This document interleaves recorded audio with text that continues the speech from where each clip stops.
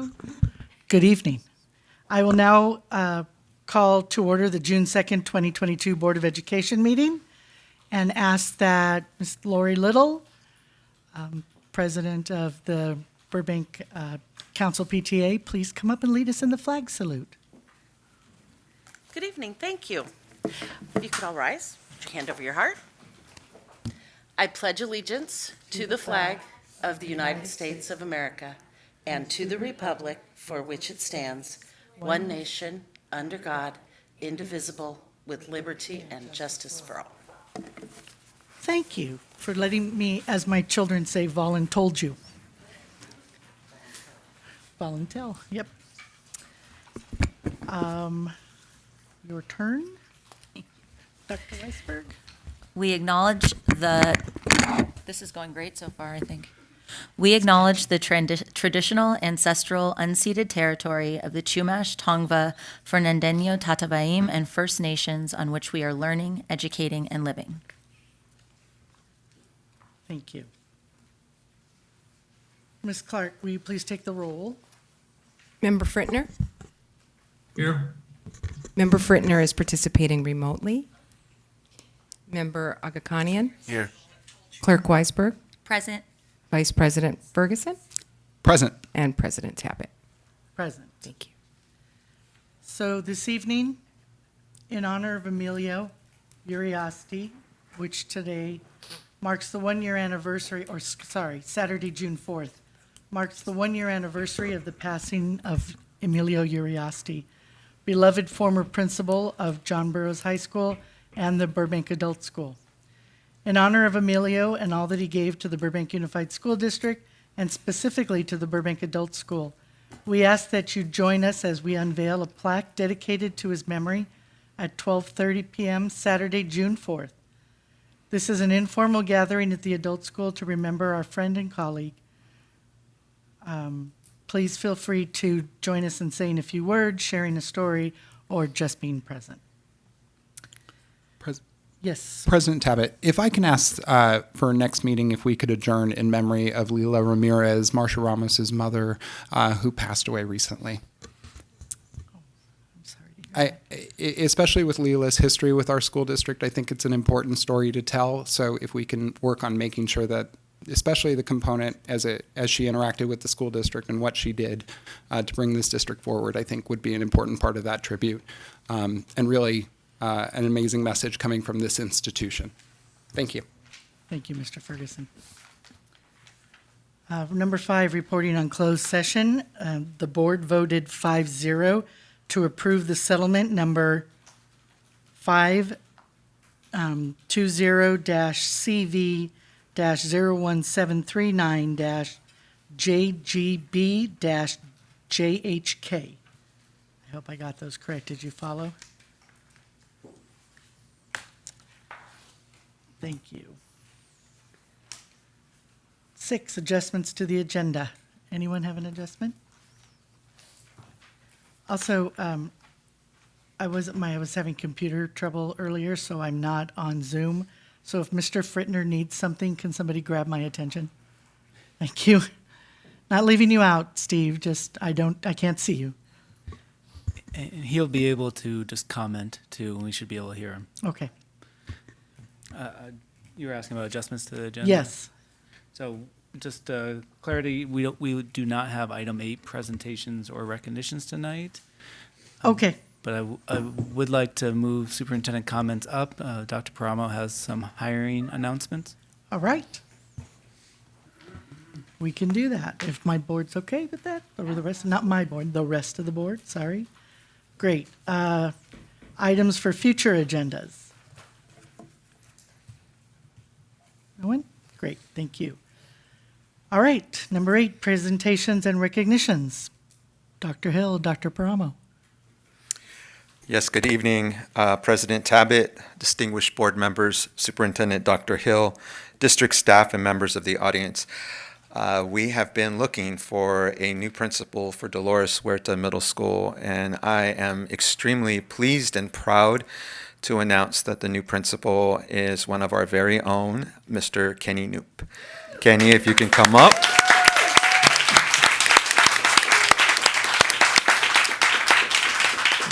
Kenny has been with our district for many years, and I know he really doesn't need any introduction, but I would like to say a couple words.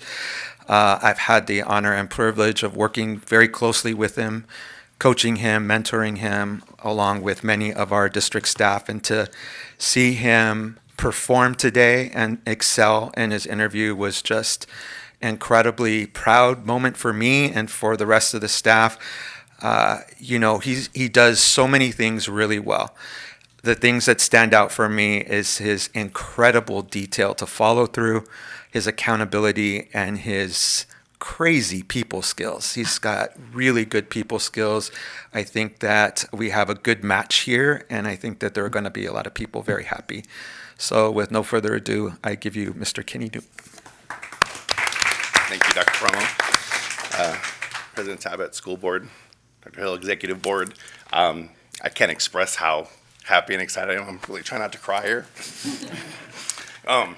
You reflect on moments, and my first moment in this room was about 1987, and I was in a full Davy Crockett outfit doing a history presentation.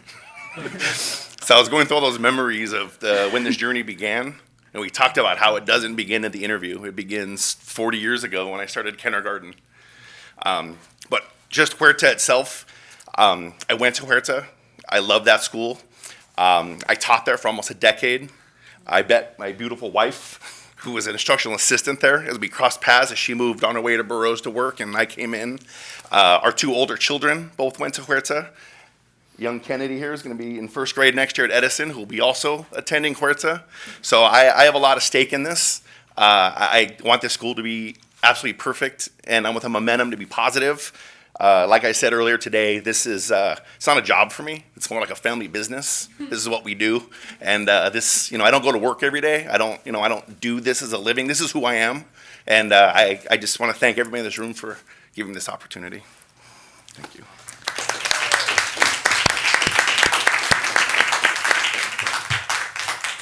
I'm gonna, Mr. New. First of all, you still have your district badge on, so that tells you what kind of guy you are. It's all about who you are. I mean, you already are wearing Huerta colors today in your tie, because everything you've always done from the moment I've known you is always been about the betterment of wherever you are, because it's meaningful to kids. And you just fill my heart with pride and joy, and I cannot I'm so excited. I'm so excited for you, for your family, for all of us, and I can't wait to come and visit you there and enjoy everything that is coming your way, my friend, because you have certainly worked hard for this and you certainly deserve it. So, mwah, to you. Yes, please. Thank you. I actually heard about Mr. Knoop long before I met Mr. Knoop. And it was consistently from students and community partners and teachers all saying, you've got to meet this guy. And I was very fortunate to be able to see a lot of your work before I ever got to really interact with you. Having said that, I am so proud that you are of our community and that you are a story that continues to encourage others to be to consider service in this community as a part of their futures. I love that. But more than anything, I love how much support you're coming into this job with as a direct result of your behaviors. It's a really hard job. I'm a big dude. You're a big dude too. And it's really hard at times for us to create safe spaces for other people as a result, because we are imposing physical figures at times. And I have been shocked with how many students, no matter the community, have come up to me and said, I can find home and I can find a place to have a conversation when I talk to Mr. Knoop. That's a huge standard to live up to, but I have no doubt and all the trust in the world that you're going to kill it. So know that. And what's great about these buildings, I remember being at that podium too, is that it reminds you that you're a part of something bigger than yourself.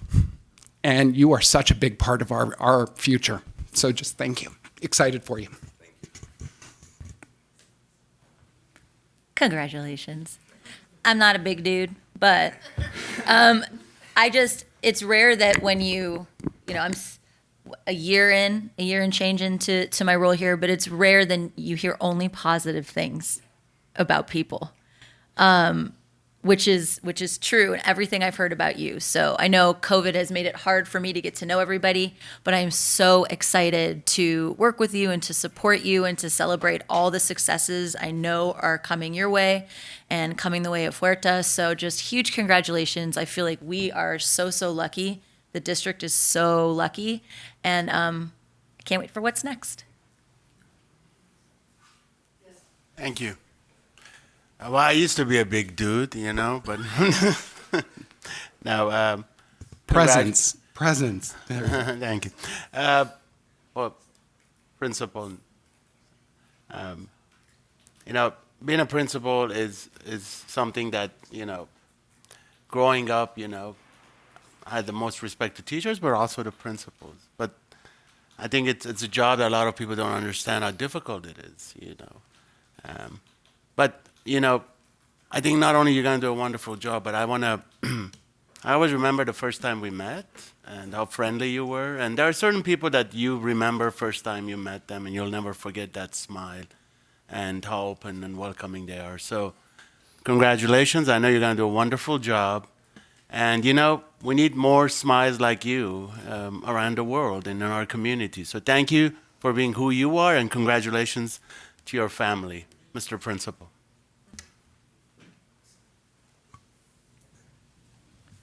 Mr. Fritner, are you? I am. Can you hear me? Yes. Okay. My colleagues have all said a lot, and since I'm not in the room, I'll try and keep it short. I think your description of who you are and how this is not just a job, it's it's who you are, it's your life, is perfect, because that's what I've seen of you working for our district and what I've felt in your approach to the job. I couldn't be happier. I think this is great for us, and I hope it's great for you too. It sounds like it will be, and just congratulations, and we look forward to seeing you at the school. Wonderful. Thank you.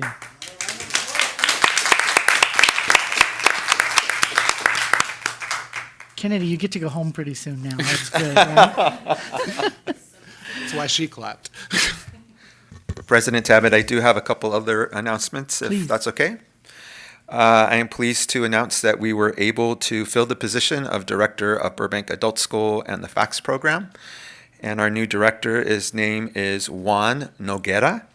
He is currently an assistant principal at Abram Friedman Occupational Center. When he arrived at Abram Friedman, he supervised the Career Tech Education program for 2 years.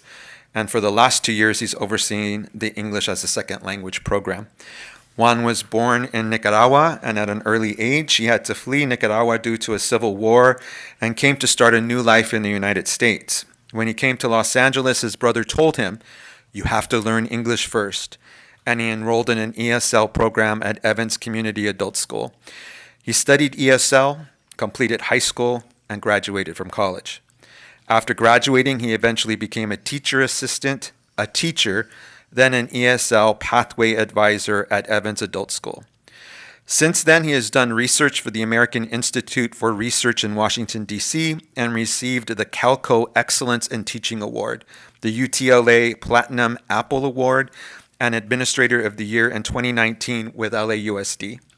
He traveled to Washington, D.C. to accept a Save Adult Ed Award from the National Council on Literacy in 2013. He has also gone to Sacramento as a representative to the California Council for Adult Education, Los Angeles Metro Section, to speak with elected officials advocating for adult education programs. Juan is frequently invited to be a guest speaker on Spanish media channels and is a regular speaker on the radio show La Educación. He has participated in an ongoing series of panel discussions on KFPK radio and presented during workshops at local and state conferences. He is exactly the sort of resolute adult education leader that is needed in the ongoing efforts to secure the future of adult ed in California.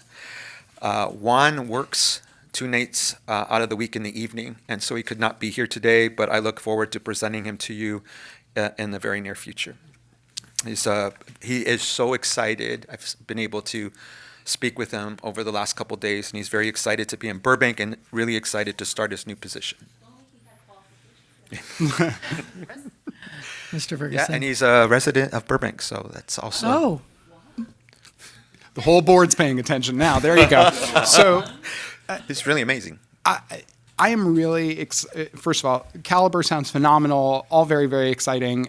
When he does join us, again, a greater picture about where adult ed is going in the country, I think would be really helpful. I think we're talking, and our staff is working incredibly hard on partnerships with community colleges, right? And adult education and adult schools definitely have a place in this work, and in the level of academics and exposure to just career training, things like that we want to offer as a community. But I think it's really important that we continuously make the case to our community as to why this is an important investment to maintain and a critical component of our educational infrastructure as a community. So, his expertise and kind of the 10,000-foot view, I think, would be really helpful for members of the community to get why we do what we do.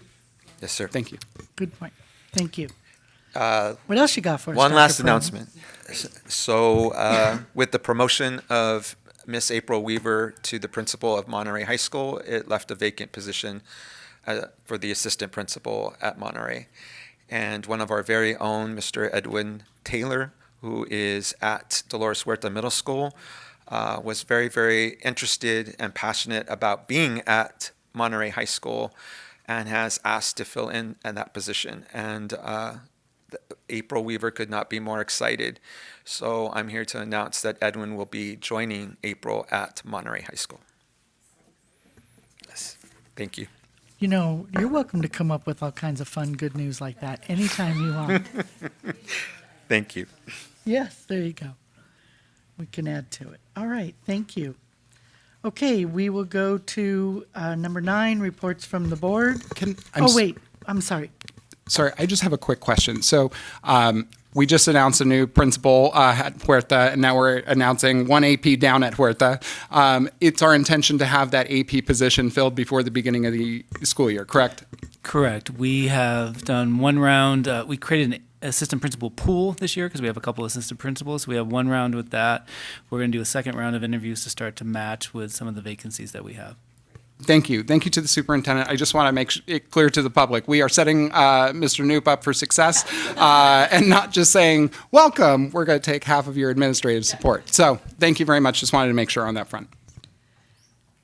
Before I moved on, Matt, you're finished? You're good? Thank you. Okay, moving on now to reports from the board. Mr. Frittner, would you like to start? What did I do wrong? 9A is just everyday excellence. It's not the. Because Excellence, 9 yeah, says I reports from the don't board. think that's me. Okay. I told Mr. Ferguson that he was doing that during his report, but I was wrong, apparently. Go ahead. Everyday excellence. Yeah, so this is the moment for everyday excellence, and so this is the board's effort to try and bring attention to the variety of programming that we offer in this school district. And so I'm just going to read this specifically, which I think is timely as heck, about the Burbank Adult School. The Burbank Adult School focuses on offering high-quality instruction that prepares students for their future. With pathways designed to transition students into college, vocational education, and directly into the workforce, Burbank Adult School commits itself to its student success and lifelong learning. Some of the amazing programming the adult school offers includes English as a second language courses, adult secondary education / high school diploma courses, adult basic education and career technical education or CTE courses, physical therapy aid programs, certified nursing assistant programs, and many more parent education enrichment classes, along with the FACS program, which is the Foothill Area Community Transition Services Program. along with yoga and meditation class. We have a former board member who used to talk nonstop about the Photoshop classes. Dr. Reynolds, you're still here in spirit. And I believe a yoga class as well. So it is even experienced by board members. We are all utilizing the adult school. If somebody is looking to train for a career, improve your existing skills, learn English, complete your high school diploma, earn your high school equivalency, or become a more effective or have more tools as you parent, the adult school has myriad programs to support you, and just excited to both advertise it, bring a little attention. We also do a lot of work sending out a lovely mailer to your home that comes with all the adult school offerings, and again, to our adult school family who puts on an incredible institution, who isn't always seen and celebrated. Thank you. You, Mr. or Dr. Agakhan. Thank you, Vice President Ferguson, for that lovely news. I also want to reiterate the fact that right now there is a shortage in some of the areas and fields that he spoke about in terms of jobs. So I think this is a great opportunity for the community also to know that it's an excellent facility to go and get certified or finish their education in some of the fields that he mentioned, that there is a desperate need right now in the job market. So here's your opportunity as well. And I think we have a fantastic program at our district. Thank you. Thank you. Okay, sorry for my confusion when I read reports from the board. Now I understand. Going with it. Okay. Doing whatever I can. Number 10, request to address the board. An individual or group representative present this evening may address the Board of Education on any agenda item by completing a white request card and turning it into Ms. Clark. Speakers are requested to state their name prior to speaking to the board. Not more than 5 minutes may be allotted to each speaker, except by unanimous consent of the Board of Education. The superintendent may refer the matter to the proper department for review.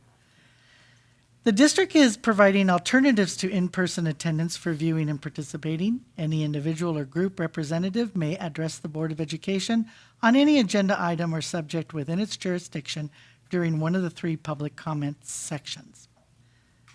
Do we have any virtual speakers this evening? Okay, then I'm going to bypass that and call up our,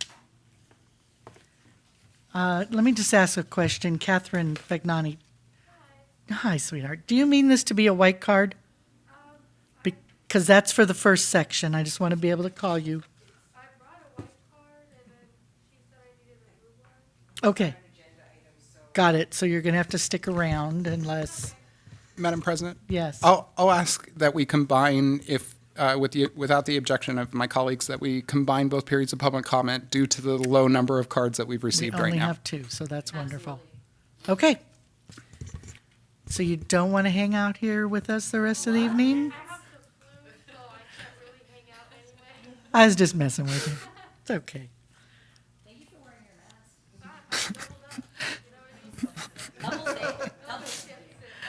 I love it. Okay. So our first speaker tonight then is Carolyn Sahlberg, followed by Catherine Fagnani.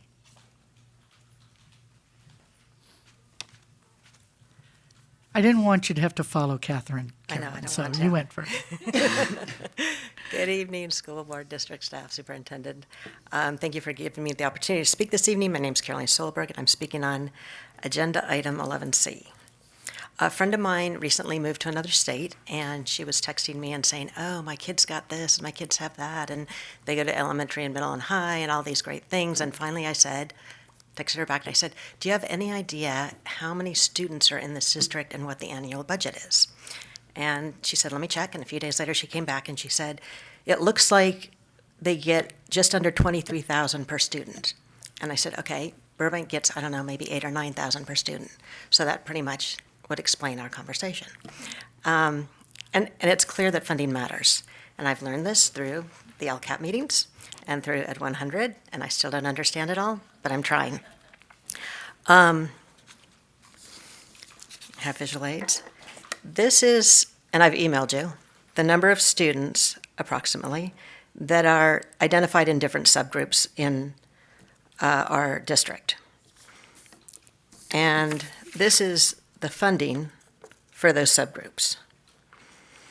So about 10 years ago, I came to you, and at that time, the GATE program had about $25,000 in funding. And at one point, it increased to about $100,000, but in recent years, it's dropped to less than $50,000. And I believe next year, it's slated to be about $35,000. So why is funding important? For starters, I have no delusions that this tiny blue line is ever going to hit $1 million, unless the state or the federal government gets involved. But funding does matter, a little bit more than what we've got. This is the least funded subgroup, and as Ms. Almer said to you a few years ago, this group of students generally makes less progress annually than any other subgroup. So what is working about this program? In my opinion, the identification and the parent education, which I believe is consistent with the report that's going to be shown tonight. Identification is really important. We're doing a better job at more accurately identifying. And it's important for parents because you often talk to other parents and you're confused about why your student is learning differently or not responding and it's because they have learning differences. And once you understand that, you are no longer wondering why your student isn't responding the way the majority of the other students are. For teachers, when they're using strategies, if they know the student is identified as having a learning difference, they're no longer approaching them the same way they approach the majority of the students because they have a learning difference. For students, it is a huge relief to be told you're different because you already know you're different. So identification is really important. Parent education is important because we don't have the funding to meet the needs. And so if parents can know how they can fill in some of those gaps, it's extraordinarily important. Areas to work on. In my opinion, we still need to work on differentiation. At the secondary level, differentiation is more systematically ingrained than it is in the primary level. At the secondary level, students have more teachers, so if one is not as strong in differentiation, they still have 5 more chances to have a teacher who is. At the primary level, it's luck of the draw because they will only have one teacher all year long. Professional development is required in this district, but only for a few hours, and the rest of the professional development is optional. So that would be one area I'd suggest growing. Although some parents believe that this program used to have one dedicated full-time BOC employee, in actuality, that employee was only a half-time employee. The other half of her job was entirely different responsibilities. So this program has never had even one dedicated full-time employee to address what turns out to be 10% of this population and includes students from English language learners, special ed, free and reduced lunch, speech, occupational therapy. They're all part of the GATE program. So I tried really hard to come up with a reasonable request.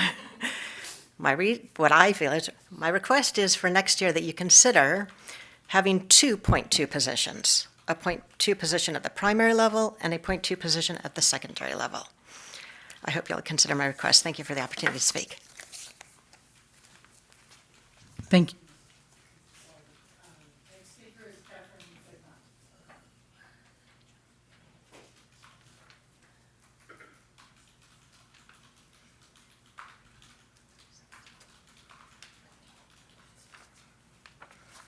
Hello, board members. You doing good? So unfortunately, I do have the flu, so it might be a little scratchy, but I will do my best. I'm here once again to discuss Monterey's potential schedule change. On May 24th, Miss Stacy Cashman held a meeting at Monterey for 10th and 11th graders to introduce a proposed schedule. She told us that in the fall, students would be attending school from 3:30 a.m. to 3:30 p.m. Part of what makes Monterey so successful and unique is the schedule of 8:45 a.m. to 1:40 p.m. And I am pleased to report that thanks to this shortened class schedule and the amazing teachers at Monterey, I finished this quarter with a 4.0. I'm very excited. After the meeting they held just 2 days before we got out for summer, I went home in tears. I wanted to give up. All the fear that I felt from freshman year came back, all the pain and anxiety of worrying if I'll graduate or if I'll have the mental bandwidth to finish my year strong. I was so upset. I thought all the hard work, all the speeches that I wrote and rewrote, all the hours I spent collecting signatures and making lists of who signed and who didn't, all the time I spent talking with teachers after school about what I could do, I thought it meant nothing. I was so devastated and angry. During the meeting with Ms. Cashman, I could see the disappointment on everyone's faces, and I knew that they thought the same thing that I did. They instantly felt that they would fail. I want to see my school thrive and flourish because it truly is a beautiful program. But what I feel is that we have a dark cloud over us and we can't escape no matter how hard we fight. I must admit that my classmates feel very discouraged and that the fight is over. They thought that we lost and that we can't do anything to change what is happening. After all my feelings subsided and I was finally able to calm down and think, I wanted to keep fighting. I want to make a change because it's not fair to me or my classmates to give up. Monterey doesn't need this 40-minute lunch period, and frankly, the students don't want it. I have proved that we don't want it with the petition that was signed by 100% of the returning class and 98% of all students from the 2021-2022 school year. The students flourish under the schedule we currently have. This schedule includes 6 full-length periods, 40-minute lunch after students leave at 1:40 for teachers and staff, a nutrition period, and very happy students. I don't want to see this program fail just to change it back or make students lose hope in their ability to learn. I looked at the new schedule and immediately saw a few potential flaws and problems, such as students not returning after lunch because they're tired. Students might not have a card to leave for school, especially if they don't like the school-provided lunch. Mental exhaustion, added stress, not enough time to leave and get food all in 40 minutes, a small campus for those who cannot leave, students who have to work directly after school, students who pick up siblings, look after siblings, etc. I cannot stress how unproductive this new schedule will be. Our current schedule meets all new California laws and regulations, and with the new schedule, it would add a 40-minute lunch, 20-minute advisory period, and only 6 extra class minutes. Not to be rude, but what's the point, you know? The majority of the students at Monterey would rather finish their classes and go home. Not to mention the students who already don't want a nutrition and would rather go to class to leave early. It has become obvious that all of us just really want to go home. The Monterey students are willing to start their day at 8:30 a.m. and end at 1:30 p.m., essentially keeping the same schedule but slightly pushed forward by 15 minutes. But the one thing we will not budge on is our success. We want to ask you, don't take this away, but instead work with us and hear us. I don't know how else to fight and tell you we don't want this or truly make you understand how we feel. All we want to do is come to school, graduate, and have a good time. Most students cannot make it through this type of schedule that we were presented with, and honestly, we shouldn't expect them to. There is a reason that we go to Monterey. At the end of the day, I know you guys just want to help us, and you're doing what you can with what you're given, but you do have the power to stop this, and you have the power to make it a reality. I'm asking you, please do not do this to the students at Monterey. All we want is our second chance for success. Thank you. Thank you, Catherine. Okay, so that was my last card. Well, they need to bring it up. And do you have any more cards? Oh, if they could, she doesn't have to wait. They can do it later if they'd like. It's fine. We just didn't want to keep Catherine here. She didn't want to stay. Okay. So, any other speaker cards? Anyone wish to speak now? Okay. Are you okay, Dr. Agagani? Okay. Thank you. He was concerned that folks coming in late might want to say something, so I appreciate that. Thank you. That was good. All right. Moving on. Staff responses. Thank you, President Tabbitt, and thank you to both speakers tonight. I want to thank you both for your advocacy. So, Ms. Holberg, thank you for your support of the GAPE program, GAPE students, and your advocacy. And so the funding and budget conversations will be a future conversation at the June 16th meeting. So we'll have that conversation with the board. Catherine, I hope you feel better, but thank you for continuing to come down here and advocate your voice and the voice of other students for the Monterey schedule. I know that the administration, now with Ms. Weaver, is continuing to work with teachers and students on campus and look at different scheduling options. It's not being brought to the board at this time, so I'm not going to comment on the details because I haven't reviewed the final schedule because they keep working through that, and there's been pros and cons to each of the schedules. But I do appreciate your advocacy and voicing your concerns with the current draft. So thank you. Thank you. Board comments, Mr. Fridner? Board member responses. Hi, thank you.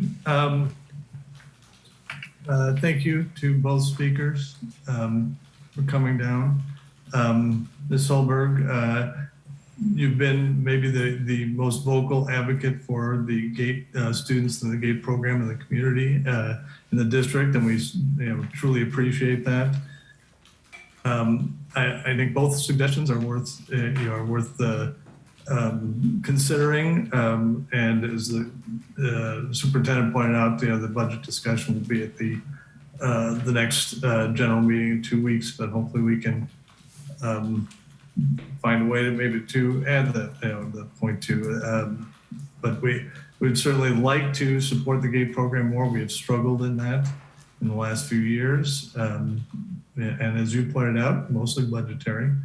But definitely worth more discussion. So thank you for bringing it up.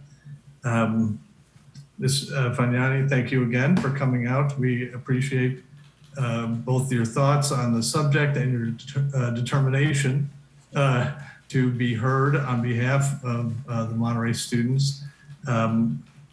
I will again state I think Monterey is really important to the district and is a kind of shining example of what we can do to help our students. So I would want to make sure we are still supporting the students as best we can. I have not seen the various schedule proposals. As the superintendent pointed out, they're still being debated, pros and cons, but in the end, I want to make sure that we are still providing those students the best chance at success. And we'll, if anything were to change, I want to see, significant data and reasoning why we believe that's the case. Because if we've had success with our students now, let's make sure that we're going to continue that. If we are, if any changes are made, and if not, then maybe we should consider not making those changes. So thank you very much for coming out. I guess that's it. Thank you. Dr. Agakanian. Thank you, Madam President. Ms. Solberg, thank you very much again. And I'm kind of echoing what my colleague just said. Thank you for being an advocate, and thank you for the visuals. It does help, So again, we will continue the conversation about the GATE program. And again, thank you very much. And Kathy, right? Yes. Thank you, Catherine. Thank you very much. First of all, for being here. I know you're not feeling well, but to be an advocate and for that wonderful, report you just gave us.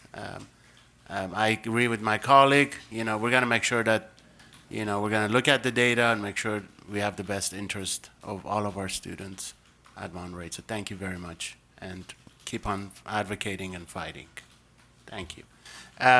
Just a quick report to our listeners and audience. I did attend several graduations. It is graduation season, and I think it was just wonderful to see all of the graduating students and their parents in person. I never got to do this in person when I was a board president because it happened right at the COVID time. So, but it was wonderful to see everyone. And I also want to take this opportunity to congratulate my own cousin, who is a proud graduate of Burbank High School.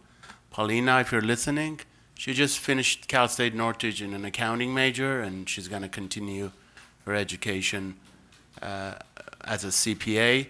Her sister was the valedictorian of Burbank High School. My other cousin, who has an engineering degree from UCLA, a law degree from USC, she's a patent lawyer, and also now getting her accounting certification as well. So Rubina, if you're watching, you should be very proud of both daughters, but also I'm very proud that both these wonderful scholars are graduates of Burbank High School and Burbank Unified. Thank you very much. Thank you. And moving on to Dr. Weisberg. Thank you very much. Just a quick update, the National Spelling Bee is in a spell off. So if you're following it, it's very intense right now. I want to start off by wishing everybody happy Pride Month. Yay. To Ms. Solberg, thank you. Where are you? Oh, there you are. Hello. Thank you as always. A lot of what you were saying was making me think about diversity, equity, and inclusion work that the district is doing. And that a lot of that work looks at our neurodiverse students, our students who learn differently. And so I think when I hear you talking about GATE and talking about learning differences and parent ed and differentiation, that really speaks to the work we're trying to do in DEI, which is make sure we're addressing the needs of all of our student populations. So I want to thank you for that, because I think I've said this to you before, that I think often when we're focusing on DEI, neurodiverse student population often gets overlooked. So it's always really helpful for me to hear that, and especially when you come with the graphs, which is always great and really helpful for me. So I just want to thank you again for continuing to advocate and to do it in a way that makes sense to me, so I can really understand what you're asking for, what you're advocating for. Catherine, you're the best, dude. Couple of things. So I met with Mr. Geyer and Ms. Weaver after I wasn't at the very last meeting, but the meeting before that, to better understand the schedule and to try to wrap my brain around it. And I also emailed a couple of students who spoke at the first meeting. I don't think I checked. You weren't on that email because I didn't have your contact information. But what I had said to the students was, look, I'm happy to sit down. I mean, Mr. Geyer knew he was on the email. I'm happy to sit down and talk it out with you. I think any board member is always excited to sit down with our students and hear their perspective. And I think one of the things, to what Dr. Hill said, we don't yet know, right? All the details, everything's still being worked out. One of the things, though, that Mr. Geyer did mention that I thought was that spoke a lot to some of the concerns about the extension of the time, was that if students don't need to be doing all 6 classes, they're different in a different place as far as their graduation track. They don't have to stay at school all day. So if you're done at 1:30, you can be done at 1:30. That doesn't solve the problem for everybody, or the concern that you have. The other concern was, I had a job too. I worked my way through high school as well. And I think, unless I'm wrong, there's still a 4-hour limit on how much you can work in high school. Is that right, Dr. Promo? So I think that's another thing that's helpful and a relief. You know that we don't have control. The 8:30 start time is now legally what we do in the state of California. But I think, to Dr. Hill's point, there's room, there's conversation. It seems like it's moving and changing. And so I just want to encourage you. I know it can feel exhausting and futile sometimes when you continue to advocate, but sit back down with Mr. Geyer or Ms. Weaver now, Dr. Paramo, and talk with them and have a conversation. It seems like there's space and room. And I will say this, no matter what the outcome is, I hope you feel proud and inspired by your continued advocacy. And look, as somebody who advocates for a lot of stuff a lot of the time, I don't often get the things I want that I'm advocating for, but it doesn't mean the advocacy was a waste, and it doesn't mean that people aren't inspired and fired up by what you're saying.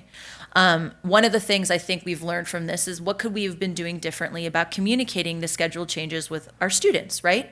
I know there was one meeting, maybe we should have had more meetings, right? I don't know the answer to that question, but I think it definitely, for me, makes me think, okay, well, let's think about the communication with our students. What could we have done differently? What worked really, really well?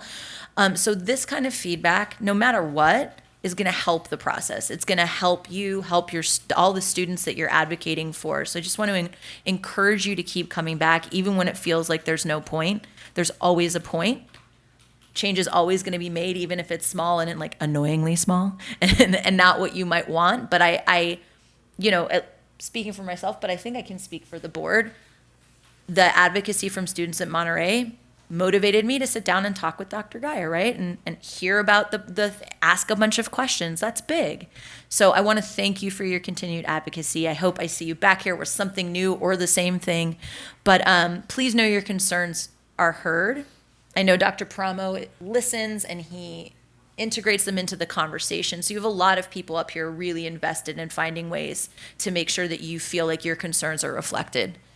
So I really want to thank you for that.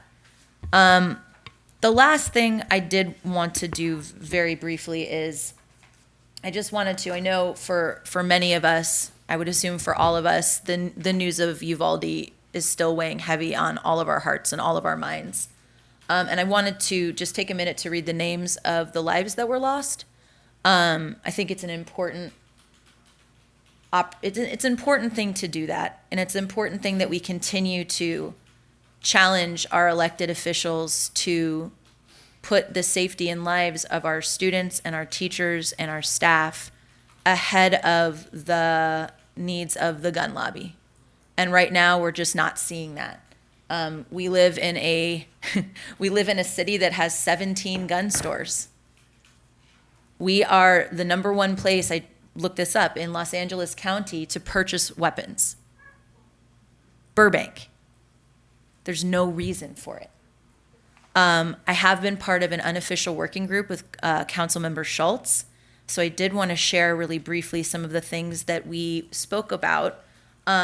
He's been talking to an enormous amount of parent constituents pretty endlessly. They're going to have, and a lot of this is like, great, but what's it going to do, right?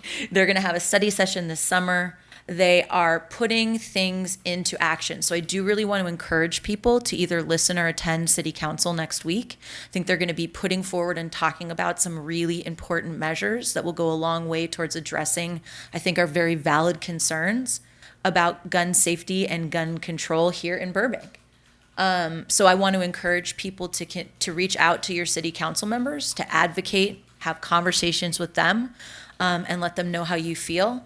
But at some point, something's going to give. I don't know what it is, but the safety of our teachers, our students, our administration, our families couldn't be more important.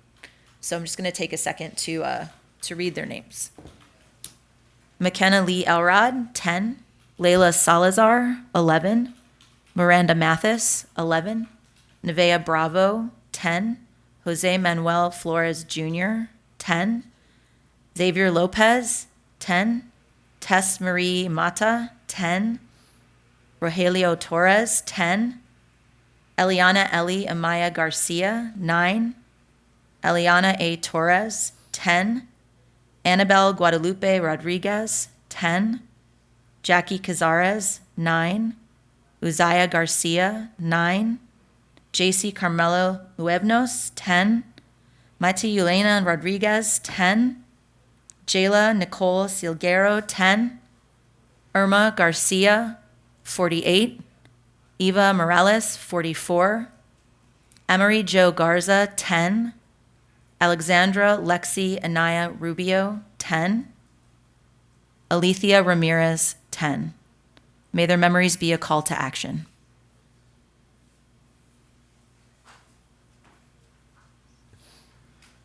Thank you, Dr. Weisberg. Mr. Ferguson. Thank you, President Tabbitt, and thank you to Dr. Weisberg for that. I'll circle back to that, but thank you for taking the time to acknowledge those names in particular. It's an important thing that we don't get away from. So thank you on that front. Caroline, Ms. Solberg, first off, as somebody who kind of agendized this conversation, or at least trying to bring it out, I think I have, with the GATE program in particular, it serves such a critical population. And you and I have talked about that population, the needs of that population more in depth throughout my time on the board. But we have scraped by on the funding front, and so I wonder and I question at times, how much are we actually doing and how much of an impact? I see you, Ms. Back, shaking your head, but what I'm trying to get to is, are we doing enough? Okay, there you go, other shake.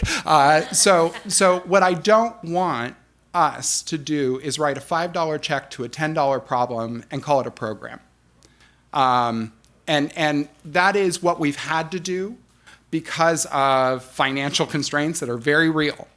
But what I'm hoping to do is trigger the dialogue. If there's another way to do it, if there's another way to organize this work, that we do that. Otherwise, it will continue to be the $10 program funded at $5. So I just want to shake that up. I think these students deserve that conversation. I don't see any different, in nods from you on that. But that's where I'm coming from, at least when I'm asking for this report. And I also want to take a moment just to personally congratulate you on your graduate. And what I think is kind of fantastic, being on the board now a little bit now, there's kind of full circle moments that are occurring. And one of the best things about interacting with a lot of our parent leaders is that you learn very quickly early on, this is not about your kid anymore. It's too hard to change things too quickly for it to be about your kid. So I want to congratulate you for coming to the podium the first time when your kid is completely out of the system, and look at you, you're still here. So thank you for your advocacy then and now. Catherine, I see, is leaving, having said... I'm staying. I promise my boss is just calling me. You do you. You take care of you. Her boss is calling for members at home who didn't hear, so you take that call. I'm taking a walk in Catherine's shoes, and I'm hearing the feedback rather consistently, and I don't hear a solution yet. And that's where I'm at. So I think, I hear the commentary around work schedules. I think this is a student population who we, like any other school, but more realistically talks about, the challenges in their lives that don't allow a traditional environment to take hold or to allow them to succeed. And that includes jobs that are on the books and jobs that are off the books for kids who are trying to provide for their families. So where them leaving campus early or having the ability to do that, even with full enrollment, it makes sense to me why they would push on that front. And so I just want to do... It seems pretty clear on the student side.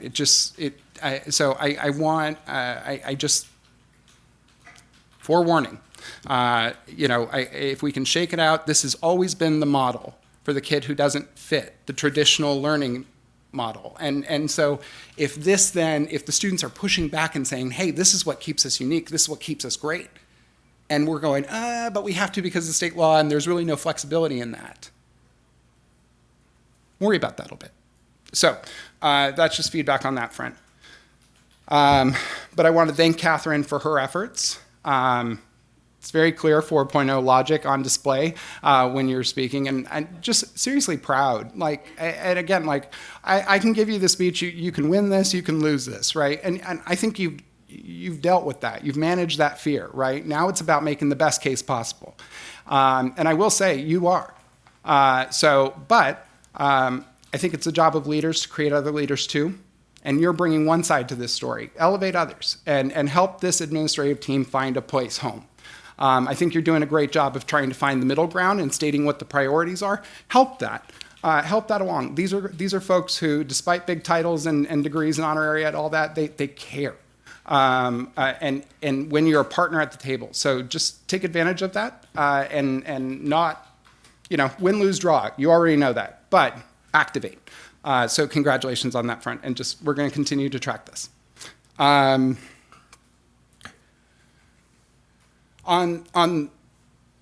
the shooting front, it's exhausting, right? It's exhausting, and in my career, I also, work in a part of the San Fernando Valley that just had a shooting yesterday. 10th grader outside of Grant High School shot. What the heck, folks? You know, and 20 mass shootings, that's a statement that's being said. I think we get it's out of control. But what I will say is to local leaders, why are you activating on the 17th store? I want the council to think about this because the council is first and foremost responsible for our safety. We have a police department. That's one component of this work. But I want you, a parent, because I've learned that this is about an individual parent's decision and thought process about their kids and the risk that their kids are going through. I want you to think about that in the course of a lunch period, if somebody has an off pass or if somebody just sneaks out, within a lunch period, 45 minutes, 40 minutes, they can walk to a gun shop and come back, as long as they're 18. What does that say about us? On a lunch break, you shouldn't be able to go to multiple locations to pick up your firearm. But in this town, that's okay. So when you can't figure out COVID, and that's a dumpster fire, and now our kids can walk to now 17 places at lunch to pick up the firearm of their choice in a community that demographically should be very concerned based off of all the other profiles of school shooters across this country. We owe it to future generations to be more proactive, to state there's density limits, to do something. I'm thrilled that Councilmember Schultz is on board and activated. But we 10 policymakers in this community are chiefly responsible for keeping these kids safe. And I don't know how any one of them, including the 2 first responders who sit on this dais, can say we're keeping kids safe with 17 points of access to a firearm. In this world, I grew up with guns. My grandpa's a card-carrying member of the NRA. We all come to these beliefs and these values with different backgrounds. I get that. But he taught me about responsibility when I shot at targets. Taught me how important it was and how critical it was to be safe about it. I don't know how 17 gun shops gets us there. So maybe this is the topic of our July 1st or our July joint meeting. Because I don't think that there's any other subject at this point for us to engage in except for how easy it is for an 18-year-old to get a gun in this town. Thanks. I did. One of the things that's come up in a lot of the emails that we've gotten from parents, and I'm always so appreciative of parent advocacy, is this desperation for what can we do to make our kids safer? And as a classroom teacher, I yet again had to have a conversation with my students about whether or not they thought they could survive jumping out of the second-story window in my classroom. And then they had me close the blinds because they were afraid that somebody might be able to see in. I don't want to have that conversation again. And what's been hard is that you see immediately legislators turn to us. What are the schools doing? And I understand, I'm not a parent, but I understand, I can maybe begin to understand as a parent, whatever it takes to keep my kids safe. So I was doing some research because I was like, okay, there's a suggestion. What do we need? We want more SROs. We want active shooter trainings. We want this. We want that. And I know that Dr. Hill can speak to a little bit later some of the safety protocols that are in place. But the scary reality of it is, so as an example, after Parkland in 2018, Florida decided to do an experiment. They're going to put a police officer in every elementary, middle, and high school. That was their solution. And what happened? The percentage of youth arrests reached a 5-time high. The number of students expelled increased 43%. There were more police officers in Florida schools, 3,650, than school nurses, school social workers, school psychologists. And schools reported more than 4 times as many incidents of physical restraints being used on students. That is not making our students safer. It is not making our schools safer. And I know that's the instinct. But we watched as the police in Uvalde and in 214 other mass shootings in 2022 alone, police not go in. And why they didn't go in makes sense to me. They didn't go in because they don't have semi-automatic weapons. But 18-year-olds do. So of course they stay outside, because going inside is maybe certain death.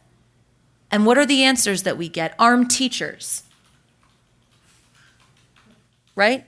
Only have one open door.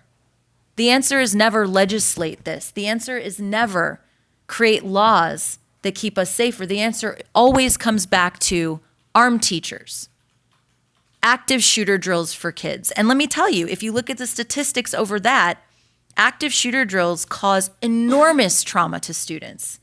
There's endless amounts of data that show increases in anxiety, suicidal ideation, inability to go back to school when we force our students to suffer through active shooter drills. So when we hear those are the answers, they're not. They're not the answers. We, in our administrators, our principals, we do the very best we can with what we have to keep our kids safe, but it doesn't matter when our elected officials care more about the gun lobby than they do about the lives of our students. When they care more about 17 gun shops in our city than they do about the safety of our students.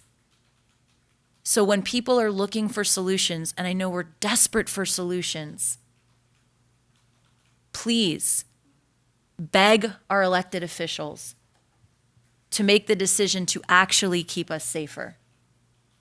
Because we're doing the best we can. Is there room for growth? Absolutely. Absolutely. I just want to echo Mr. Ferguson and say I'm begging our elected officials, I am begging you, please do something to protect our students, to protect our teachers, to protect our staff, to protect Burbank.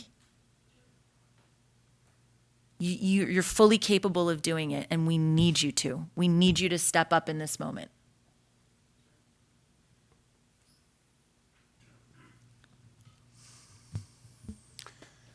Thank you, and thank you to my colleagues. Some of you may know that I grew up during the war between Iraq and Iran, and during the revolution. Right after the revolution, there was this cleansing and people just getting shot. I remember being on the bus, and there was a gentleman running, and he got shot right in front of me. And to this day, the memory. So I can just imagine not only what these children had to go through, the survivors, and my prayers go out to the parents and the survivors, but also how numb we've become as a society when it comes to gun violence. And students are like, oh, another mass shooting. My son should not ask for a bulletproof backpack for next year. That's what he requested. And that scares me because I've seen what happens in a gunfight. I've seen what a bullet does to a human being many, many times. And I've been in situations where there have been shootings, and trust me, it's not as what you see on television, and, it's scary. And I still have horrible memories of that individual first time when I saw this person just get shot in front of me. Just fell down, and his screams were just horrifying. And I do agree with my colleagues. I do beg our legislators to really, not only for the not only for our children, but also in today's society. I mean, to have these conversations and talk about gun violence, like, no, just another shooting. And it scares me because, you know, our 10-year-old, you know, our 10-year-old son is in school. And it scares me. So I do agree with my colleagues. And yes, I live next door to a gun shop on Magnolia. Yeah, we all do. Thank you. And yeah. And again, I want to remind people, it's not as simple as just owning a gun and at the situation, you're just it doesn't work that way. It is, may you never be in a situation when you have to use your weapon. But again, I just hope that we, at least as a district, we come up with at least some kind of a conversation about how we can really address this as we started the conversations with our council members. But I do agree with my colleague, Ms. Dr. Weisberg, this should be a priority in our joint meeting because I just can't imagine. It's just horrifying. Thank you. Thank you.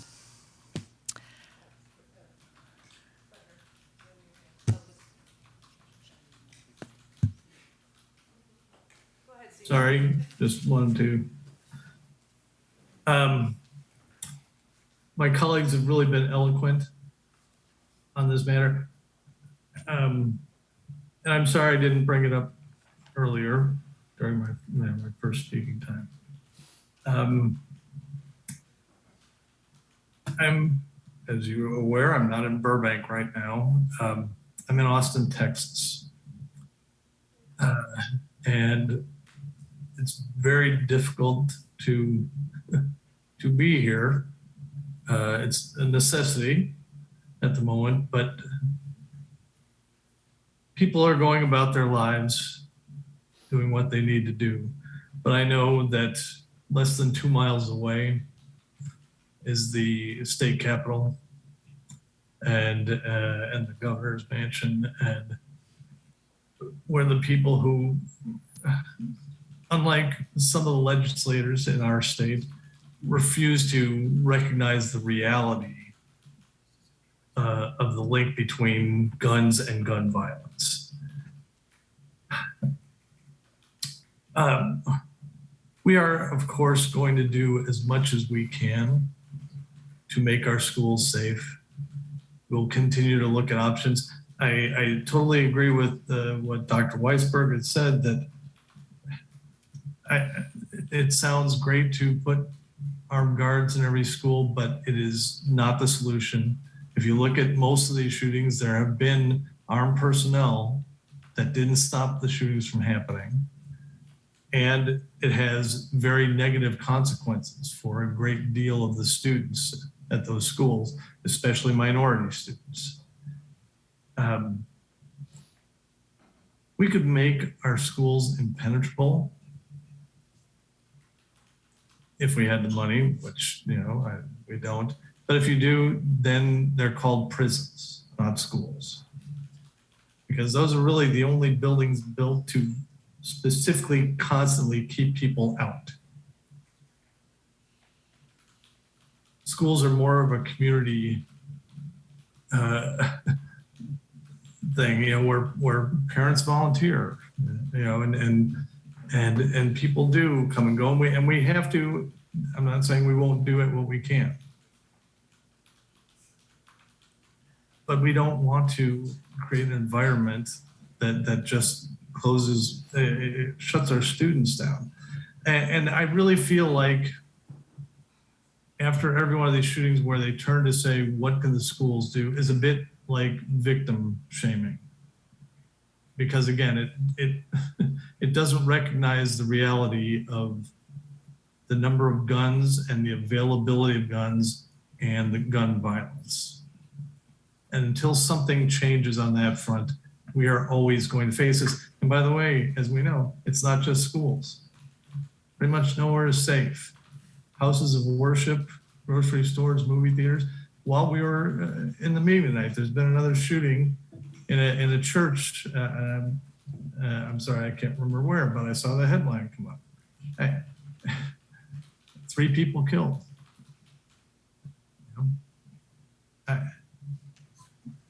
It's not just a school district issue. It is for us because that's our responsibility, but it's not just a school district issue. And yes, I again agree with my colleagues. When is too much? When is enough too much when it comes to gun stores? Why do we? I'm all for free enterprise, but there are businesses that we don't currently allow into this town. That somehow they found a way to prevent certain businesses from being in this town. Why are guns allowed? Dr. Weisberg mentioned that Burbank was the #1 in LA County. I've seen a statistic multiple times that Burbank is the 2nd in the country in per capita gun stores. 2nd in the country.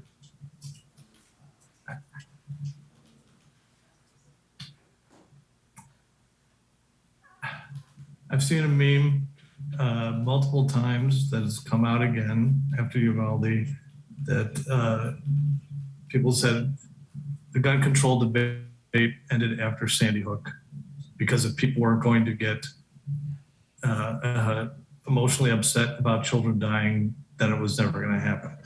And I hate to think that that's the case. Yet we've seen how many more school mass shootings since Sandy Hook. And it doesn't seem to be moving the needle. Something more has got to be done. We will certainly work at the local level. I absolutely agree with Mr. Ferguson. That's got to be topic #1 when we have the joint meeting with the city council. And I hope our city council can do something at least on the local level. And we will continue to review our security procedures. But we need to, our senators, our Congressman Schiff, are all in favor of more gun control laws. We need to be active with other parts of the country, trying to advocate as we can. Because it's not going to change just based on our representatives. Otherwise, it'd be changed already. So thank you for allowing me a little more time.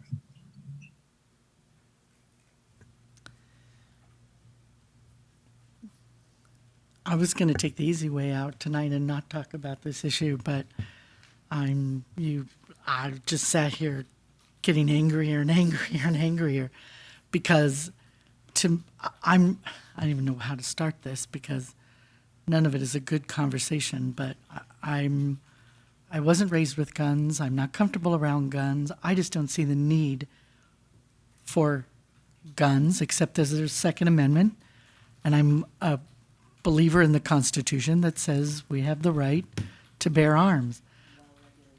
Well regulated. There you go. Which do we need guns that shoot 3 bullets a second?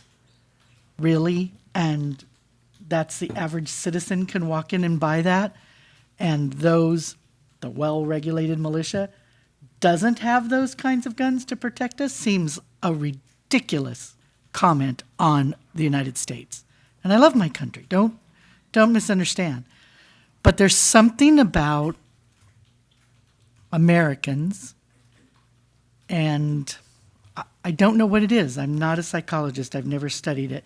But whatever is inside them and the thought to get comfortable, to get safe, to get whatever these gun-toting, gun-loving folks have, I don't know, we need to take a look at that. And then what drives them to a school site with innocent people in there that they get to choose to take away their lives? That just makes no sense to me. And we have countries in this world that don't have mass shooting, that don't have these kinds of issues. So what kind of folks are they raising? What are their values and their norms in their countries? And why aren't we taking a look at that? We could regulate, we could put laws. We have laws against murdering people. If you murder me, however, if you come choke me out, You're going to prison for the rest of your life. Those are laws that are in effect, but yet it still happens every day. I don't murder because inside of us we know it's wrong. I know that's the great Democrat statement, but it's true. I don't know that I could harm another human being, even if my own life was in peril. I don't know that I could do that. I've never been in that situation, thankfully. I don't think there's just one answer, and I don't think it's just, make some more laws. I think as a community as a whole, I like where the conversation says we have too many gun shops.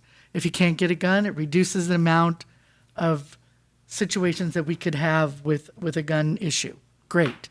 I think that the community also plays a part in these situations. And I think that Burbank is a great example of when something really is wrong, we come together and we work on it and we make changes. And I think that's why we do feel safe here. That emphasis on the word feel safe. Because we can band together. We can work together towards that. And I think that has to be part of what we do. We talk all the time about teen suicide. If you hear something, say something. It works the other way too. It works with gun control. If all of a sudden the teenager next door, you see him walking in with his new birthday gun, you need to pay attention. You need to let somebody know why, can someone go talk to the parents? What made you think you needed to buy? I mean, it all needs to come together. This kid in Uvalde walked into a gun store 2 times after his 18th birthday and bought guns. And nobody thinks twice about it? It sure is. But boy, if my kid came home with a gun one day and another one 2 days later, there's going to be, what the heck is going on here? And then maybe there's the problem. I know it's secular. It could go on and on. He shot his guardian. He sure did. When she was arguing with him about a phone bill. So, yes. What, right? So here you go again. Yes, we need to communicate more. We need to talk. We need to shut down the gun stores. In my little perfect world, there would be no guns, but that's not happening. I know that, and I can live with that and work with it. And I know my niece told me one time she has her own evacuation plan at school. If the gunman's here, she's got a route this way. When I go to the movie theater in the last 10 years, I now pay attention to where the exits are. Can I get out? Do I crawl? Do I go upstairs? Do I go downstairs? Here, Dodger Stadium, wherever I go, life has changed. And I want to also, what concerns me also is how much business has gone up. You can't find a parking on my street where the gun shop is. But Arvin, what does that say? It's not just that. Why do people feel this need to have a gun? Then that's what I want to know. Because I think when you get to the root of the problem, then you can make up answers to figure out how to resolve these problems. But we have no idea. I mean, I have a cousin who has his AR-15, and he said, "Well, I need to protect my family." From whom? But we do. Maybe. But we go ahead. Maybe a longer conversation on this. I'm sorry. Let's talk about. I told you. So mom, the good things that are happening. And not to at all. That's okay. No, because I'm I a little think, passionate. But I am also trying to hear you and to hear about what from that we can really operationalize in some way, shape, or form. You're right. To improve the quality of and not in any bad way. So to me, if access is a problem. And I think there's a lot of questions we won't get answers to, frankly. But I would like to answer how we can keep a student on their lunch break from picking up a long rifle, which in the state of California you can do. You can't pick up a handgun until you're 21, but you can pick up a long rifle at the age of 18. So, it starts there, right? How do we talk about that? Long rifles can be, there's plenty to talk about there before we even get to a joint meeting with council, and hope to God that they do more. So I will ask, can we do a special study session on this, not That to was what I was not just to gonna ask prohibit for. any additional comments, but to just kind of give a home for this, so that way we can give staff kind of an operational marching order moving forward. I just have to add one more thing in my thoughts and prayers. I was in a car accident in December, making a left-hand turn, and I cannot to this day make a left-hand turn without seeing a car coming at me. Can you imagine those kids in that school, those parents, every day that they have to go back to school? Every day they have to relive that, feel unsafe for the rest of their lives. And the loss of the children is horrific. But the ones that survived and have to go back and continue living break my heart. Every day they have to relive that, and it just And Madam President, I put this on my Facebook. As elected officials, at least for me, I posted this on my Facebook. Thoughts and prayers, wonderful. It's about policy. It's about change, and we need to change the policies. That's what we're here for.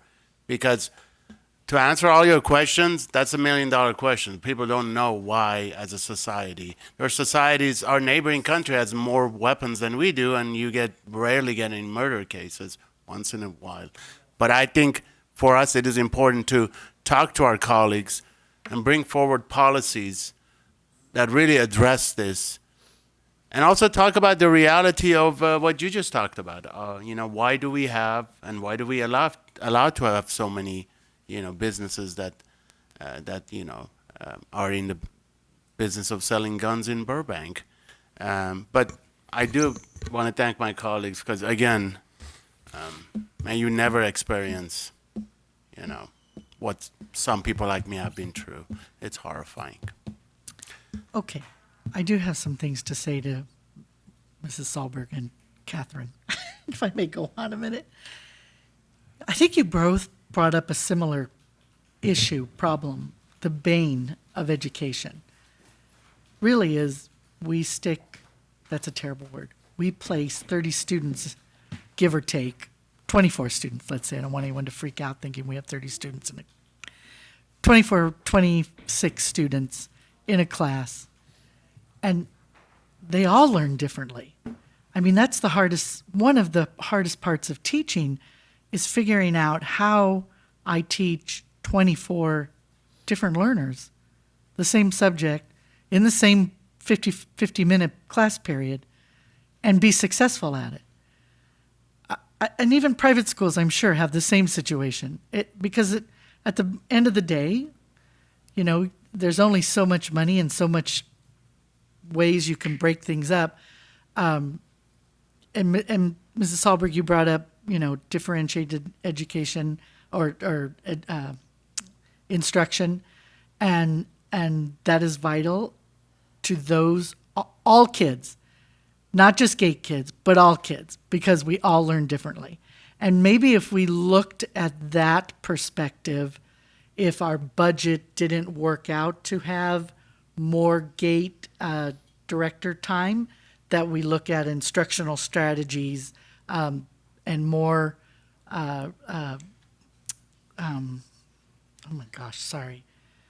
more instruction for teachers to help them get through that and offer different strategies for everyone. That might be an option for fulfilling that, because I understand completely what you're saying. And Catherine, that was kind of, to your point, you're succeeding because somebody has figured out how you learn and created a space for you to do that.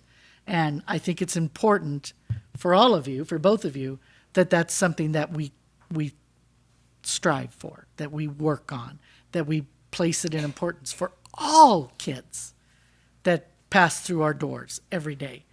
Because that it is a tough one. And the more help I think we can get, the better. I know Mrs. Casello's going, okay, I got this. I got big shoulders. I'll carry it. But that wasn't, yeah, that's what she's saying.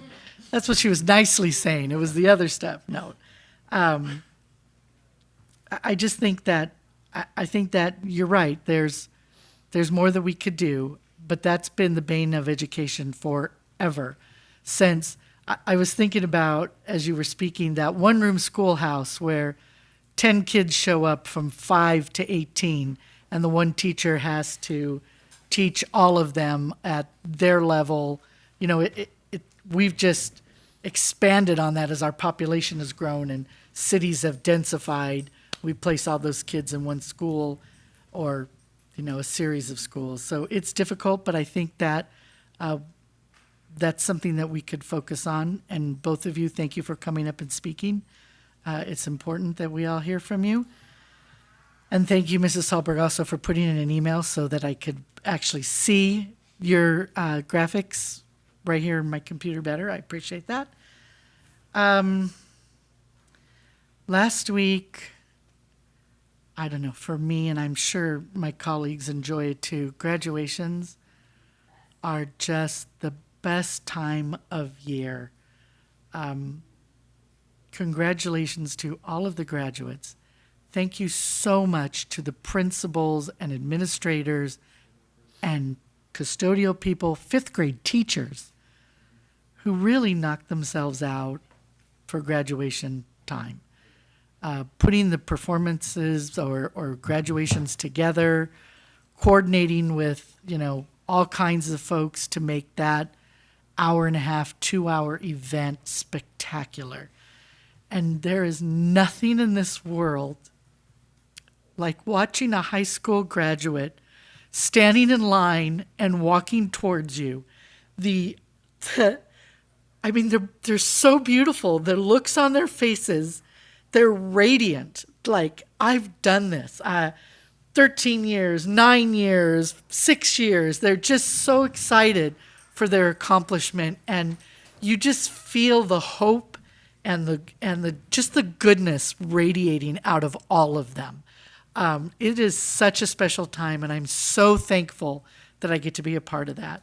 And the friends that I've had through the years who, you know, we all have them. Hey, I hope you get to give my child their diploma. Means so much to us, and I hope it means something to your kids too, since you asked.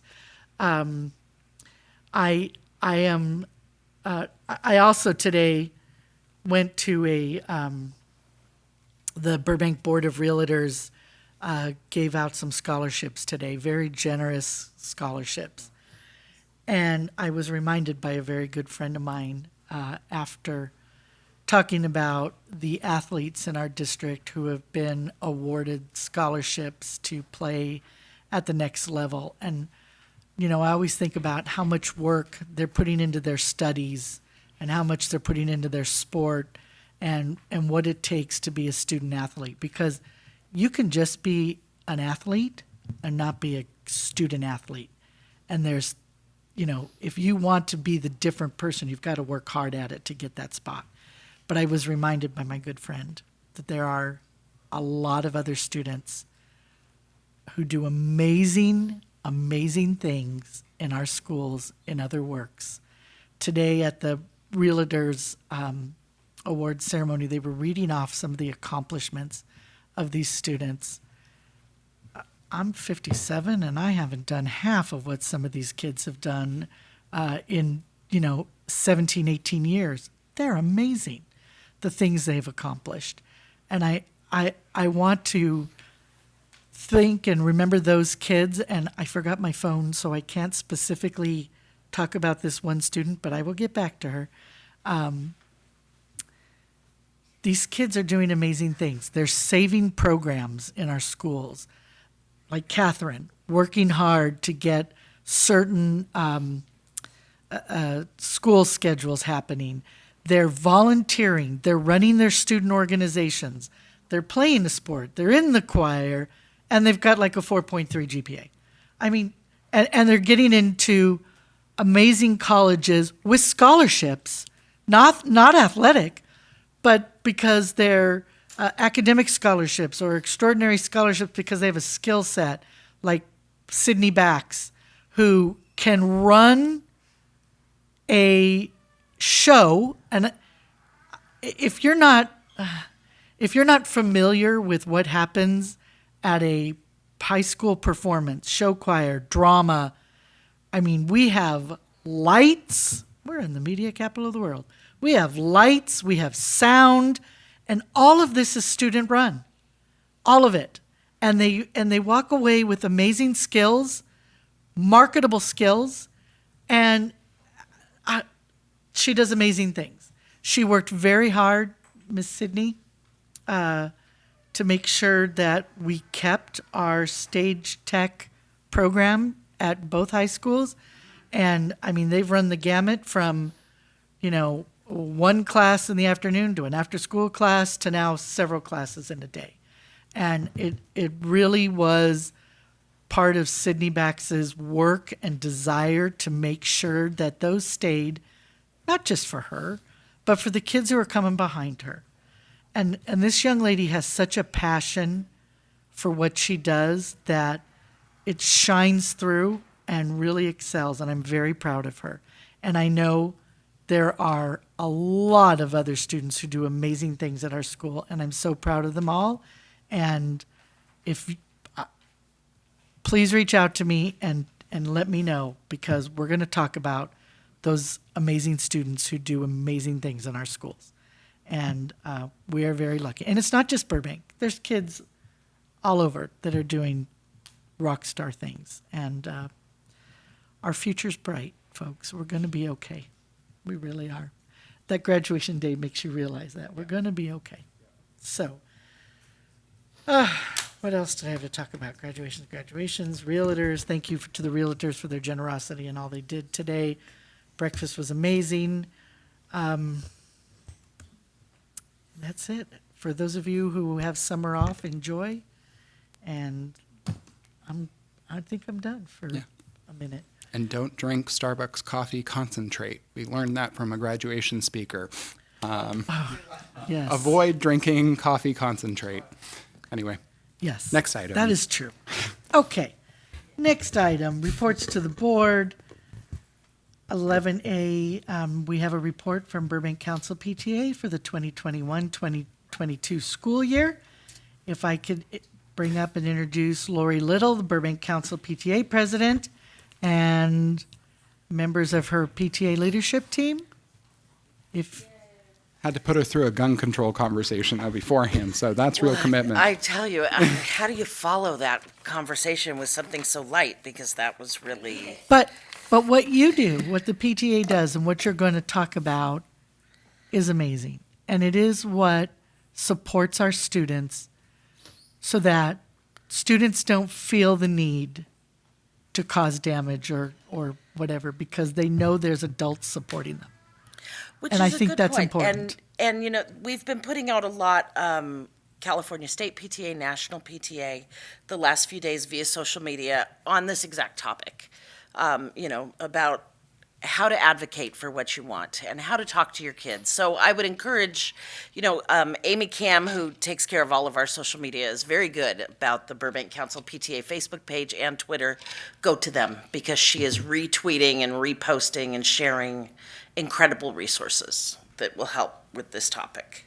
And maybe we can push out. But on the lighter side, I just wanted to come and let you know how our year was. Now that the school year's over, it's been a whole week. I haven't had to sit in a drop-off line. It's been great.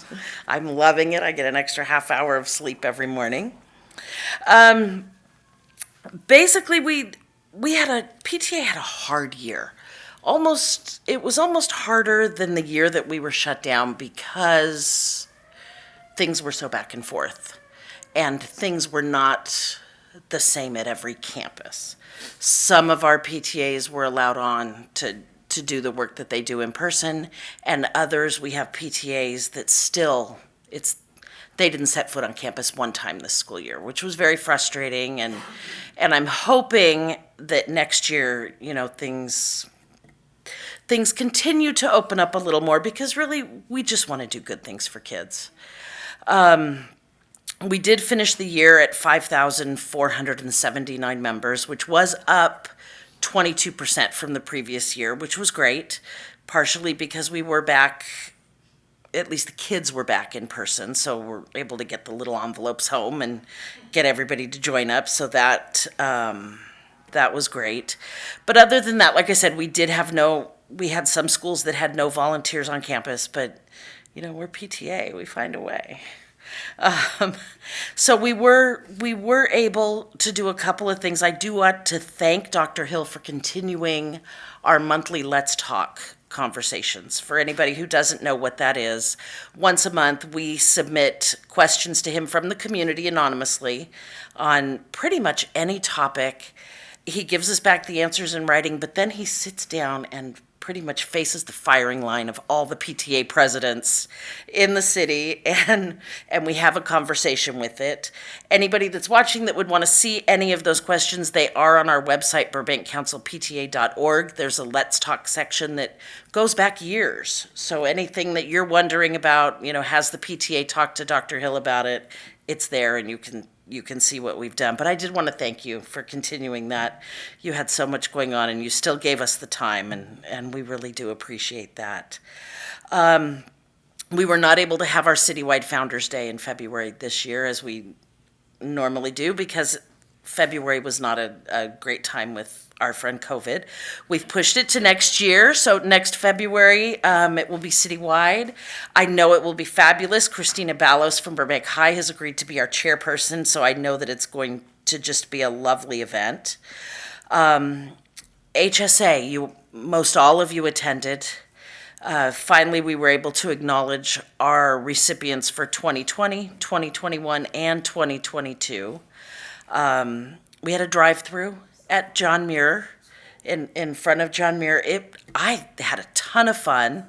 The best part for me, and you all can say what you think, but at these things, you know, let's be honest, you guys can tend to get cornered by someone that wants to talk about their political agenda. And in this case, with everyone driving through in their car, you actually got an opportunity to speak to each recipient. And I think that was a first. I'm not sure that that's ever happened before. And I loved it, and I know how much they loved it. So I want to thank all of you for attending that. That was really great. I don't know what next year's going to look like.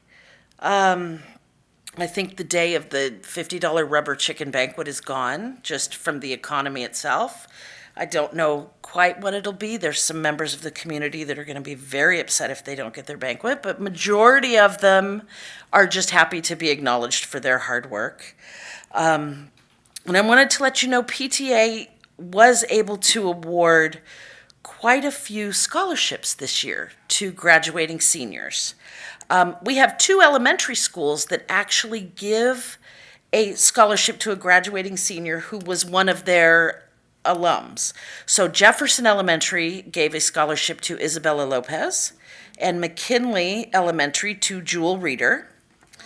The Burbank High PTA awarded scholarships to Spencer Solberg, Isabella Lopez, Sierra Brogmas, and Parshan Gazari.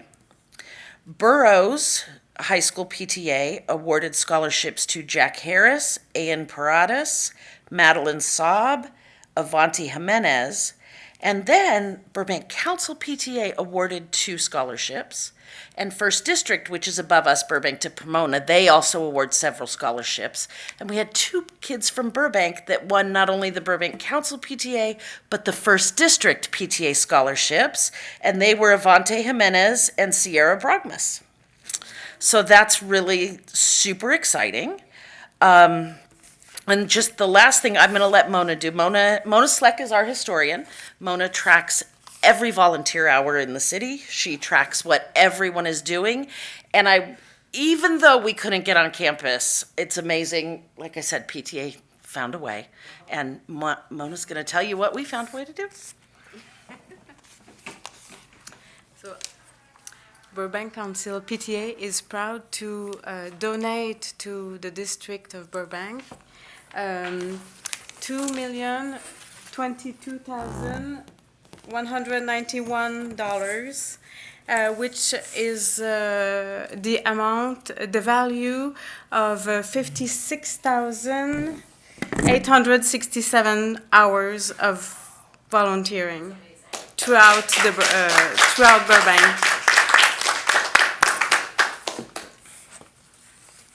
And that's pretty much what we've got. If anybody, can we take a picture with the big check for the PTA Facebook page? Can we do that?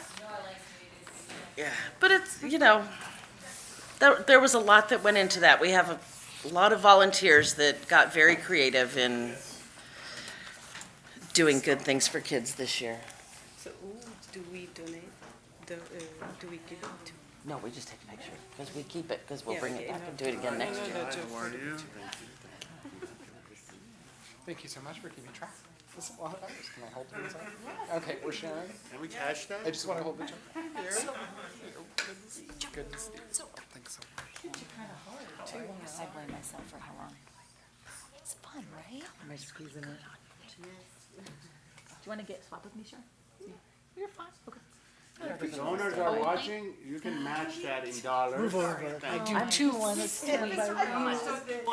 Can you softball game? I just want to come to the next one. Can you guys, Shark, why don't you come here, and I'll be on your other side. There you go.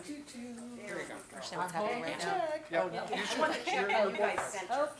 Oh, Does that- like that? These other people, you know, these Like that? Is that what you want? My God.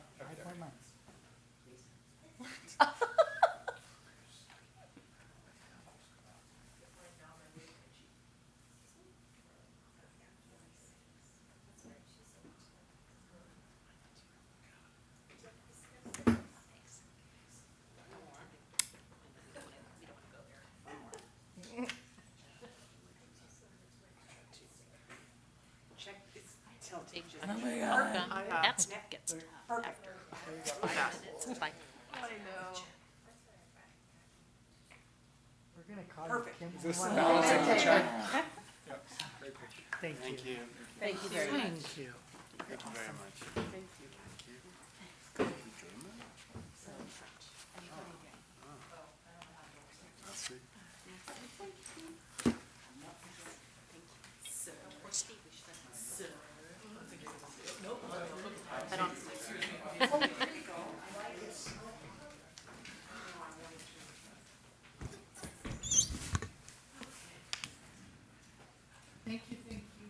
Thank you. Can, Yes, please. Thank you, President Tabbitt.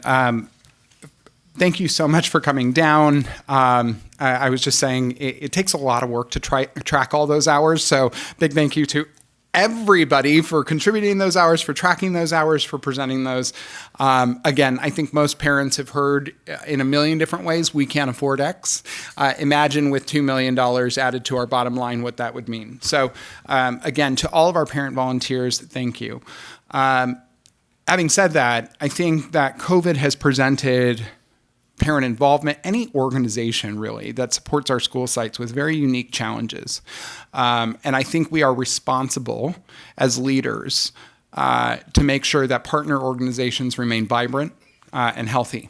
And I really believe we need to do more this summer to coordinate with PTA Council and PTA units to talk about how we are bringing people to involvement and how we can support through institutions, either sending information home with parents, whatever we can do to build up that base of volunteers. We need these parent volunteers not only as policy partners, but we need them for a number of issues and needs on campuses in order to make sure that we are accurately serving the needs of our parent community like never before. So I will just ask specifically, if not already, that the president and I, as president and vice president of the board, meet up with PTA council leadership and district staff over the course of this summer when able, to really think through this, to see which sites in particular may need some additional support and recruitment. So that way we're doing what we can to bolster an organization that's been there for us. But this couldn't be more critical. And if you are not a member of this is not your mother and father's PTSA or PTA. And I know that because I couldn't be a member otherwise, but I am. And I couldn't be more proud. And you don't have to be a parent either to write a check. It's a very, and they now accept credit card. So, our schools need your help. And if you're a parent leader right now, I know this world is exhausting, but we need you. And these parents, when given the opportunity, have made history. Not just here, but in a state of 40 million people. So our potential is limitless when people get involved, but when people don't get involved, that's when our institutions fall apart. So this is more of a crisis than we know, and we need to be good partners in rising to the moment to meet it. So thank you. Anyone else? Yes, sir. I just want to thank all of our members of PTA and for all the wonderful work you do. And I know those are the hours that accumulate into the dollars, but if someone is watching, you can match this $2 million. Here's your opportunity. I'm serious. You never know, right? So I know time is extremely valuable, and I love the presentation. But also, I do agree with my colleague. It's been very difficult because of COVID, me being also in the world of fundraising in terms of just going out there and doing it. And things are changing. But I love the idea of the award ceremony you just did, the drive-through. That was fantastic. And I think people are talking about it still. They're like, oh, that was a brilliant idea. We should do it. So thank you for all you do. And when is the annual membership event coming up again, Doreen? You always come and talk to us. You guys do the month of September. September. Thank you. Thank you very much. Thank you. Anyone else? We're good? Okay. 11B, report on the Diversity, Equity, and Inclusion DEI Committee. Dr. Hill.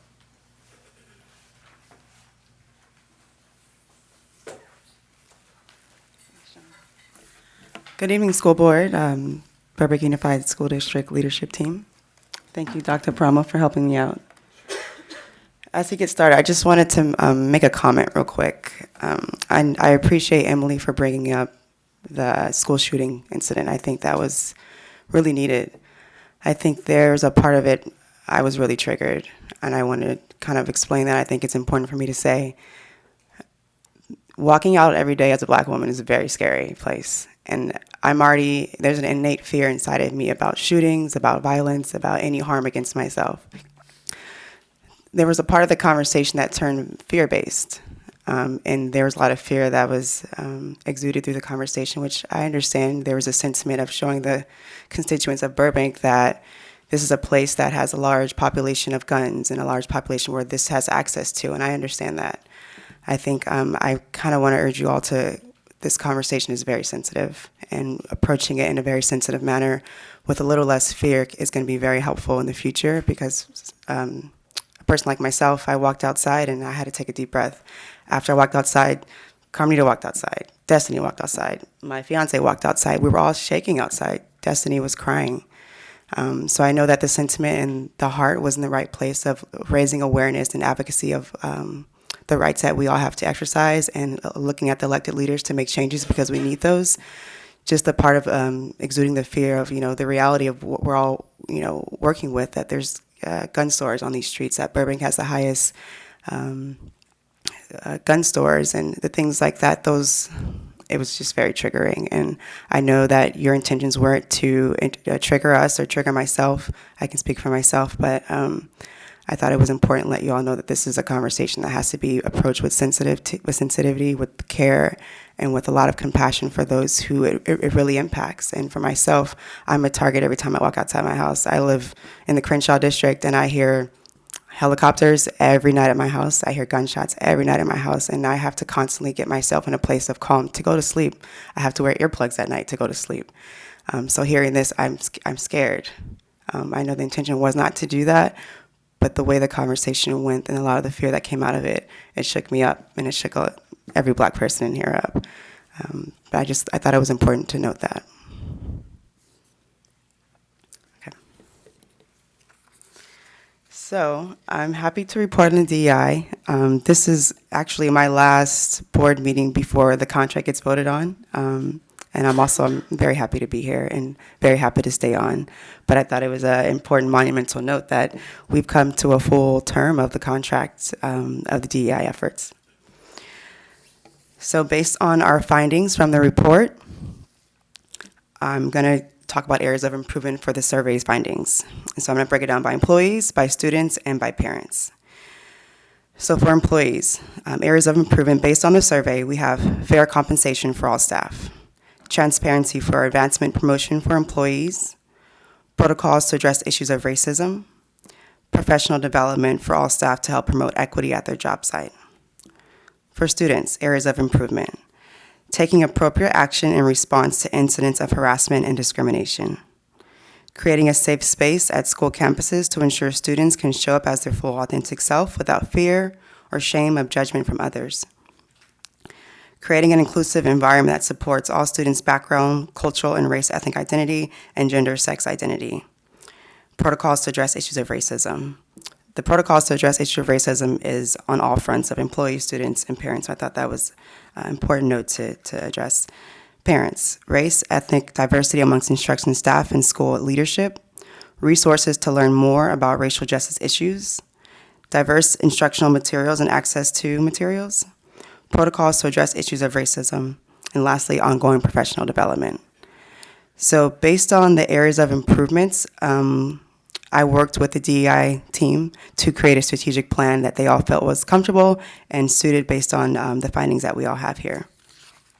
I'm first going to go into diversity. So I have the strategic plan laid out by diversity, equity, inclusion, and racial justice and LGBTQ advocacy.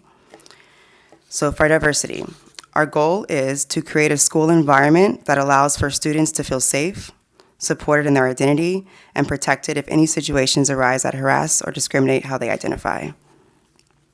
The action items to go along with the diversity goals are creating a document on transparency of rights and procedures to address incidents of harassment and discrimination that is visible to BSU community, defining discrimination and harassment for all schools through inclusive and equitable protocols that are showcased in every classroom and school campus, seeing yourself in your school, example, your curriculum, the staff, the school visuals, and school cultural events.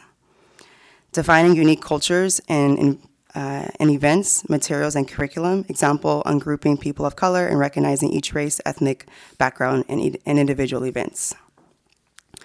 Lastly, normalizing diversity in our BUSD culture by embodying DEI in every aspect of education, example, diverse teachers, diverse curriculum, diverse and inclusive events, diverse supplemental materials and books. So the idea of normalization for diversity is to ensure that our everyday actions are just embodied in DEI. Equity. The goal for equity is to ensure our hiring practices are equitable and the staff is representative to our BUSC demographic. Bless you. Action items to address our equity goals. Hiring diverse staff to ensure we are representative of our entire student community. Going to universities to host career fair for diverse staff. Develop an equity framework for hiring new staff. Multicultural career fair to hire diverse staff. Non-teaching position opportunities for people of color. Attracting from employment opportunities from other districts. Develop a plan to provide pay equity for staff. Moving on to inclusion, our goal for inclusion is to ensure our curriculum and educational materials are representative of our student identities and culture ethnic heritage. Action items, standardize diverse supplemental materials through the district, including diverse reading materials for in-class libraries, representation of school and district materials, provide transparency for career advancement promotion for all employees, providing materials and resources to support our neurodiverse student community. Professional development. Goal, to ensure our staff and leadership team can continue developing their knowledge and skills to provide an inclusive and equitable educational environment in the workplace and in the classroom. Action item, training of all staff and temporary staff on inclusivity and DEI best practices, including cultural sensitivity in the classroom engagement and interaction with students and employees on school campuses. Second to last action item here is racial justice. Our goal for racial justice is to create a school and work environment that is safe for all identities and cultural background, to ensure the protocols are in place are effective, inclusive, and equitable when addressing issues of racism. Action items to address racial justice, prevention of racial incidents through training and protocol, sharing school-wide of what protocols are in place to address issues of racism, implementing a communication tool to inform parents and BUSC community on resources for racial justice, providing resources for racial justice at the wellness centers, providing mental health and healing therapy by a licensed person of color therapist for students who need healing in a safe space. Lastly, implementing restorative justice practices to combat discipline and bring healing to those who are harmed. And for our last section here, we have LGBTQ and justice and representation. The goal to create a school and work environment that is safe for all identities and cultural background, to ensure the protocols are in place are effective, inclusive, and equitable when addressing issues of LGBTQ incidences. Action items to address LGBTQ representation, prevention of LGBTQ incidences through training and protocol, sharing school-wide of what protocols are in place to address issues of harassment and discrimination, implementing a community tool to inform parents and BUSD community on resources for LGBT community inclusivity, providing resources for LGBTQ at the wellness centers, providing mental health and healing therapy by LGBTQ therapists for students who need healing in a safe space, implement restorative justice practices to combat discipline and bring healing to those who are harmed. That is our DEI update. On the back, I created an appendix, and so at our last board meeting, we all talked about organizing the data by gender and by race, and so I was able to do that and provide the highest scores and the lowest scores, as well as the graphs. So you can find that in the appendix, and we can place that on the DOI website so everyone can have access to it. But there's about 10 more slides if you want to see them. Thank you. Thank you. 11C, report on the status of the district master plans.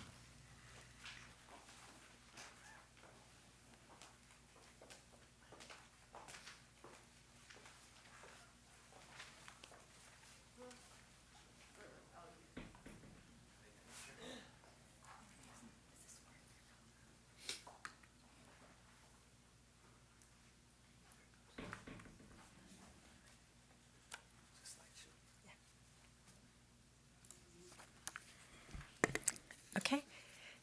Good evening, President Tabbitt, members of the board, Dr. Hill, and the Burbank community. So this is an update on the status of our district master plans as a whole group, because prior to the pandemic, we would rotate and bring a few of these to the board by themselves and talk about all of the data and the progress towards goals and update those. However, because of the pandemic, we really haven't had the capacity to bring all those teams together and analyze each plan separately. But that doesn't mean, and I want to emphasize this, that work has stopped in any of these areas. So I wanted to update the board on what we have been doing in these areas. So the first one is career technical education. This one we're required to update every year anyway because it is tied to our funding and our grants. So, and there's a whole protocol for that, and we have to do a self-evaluation and then update our plan. So what we've been focusing on, though, is dual enrollment. And you'll see, that's another thing you'll see, is in several of these plans, some of the goals are overlapping and they cover the same areas. So dual enrollment has been a focus for us, and it continues to be. We have expanded our career pathways, and in particular, I'm really proud of the Medical Academy because this last spring, we launched the biotechnology course, which is a capstone course for the Medical Academy at Burbank High. And in the fall, we're going to introduce that at Burroughs too. So those are pretty exciting developments for us, especially for all of our students in those academies and who want careers in the healthcare field. So we also are increasing the number of articulated courses that we have, and articulation is different than dual enrollment because articulated courses are the courses that are taught by our own high school instructors, but who have courses that align with the college content. So that way our students can still get college credit for those courses as well as high school credit. So it's not a dual enrollment course because those courses are taught by the college professors. Articulated courses are taught by our high school teachers, but they still end up with the same result, which is college credit. So we also are expanding our Skills USA, which is our student organization for career technical education, and that's another requirement. It's also good for students, so we would do it anyway, but it is a requirement from the state to have those kinds of organizations for our career technical education students. And we're expanding that. We're including more students because in the past it was heavily borough students with a few Burbank High. And so we're trying to make sure that we have it accessible to both schools.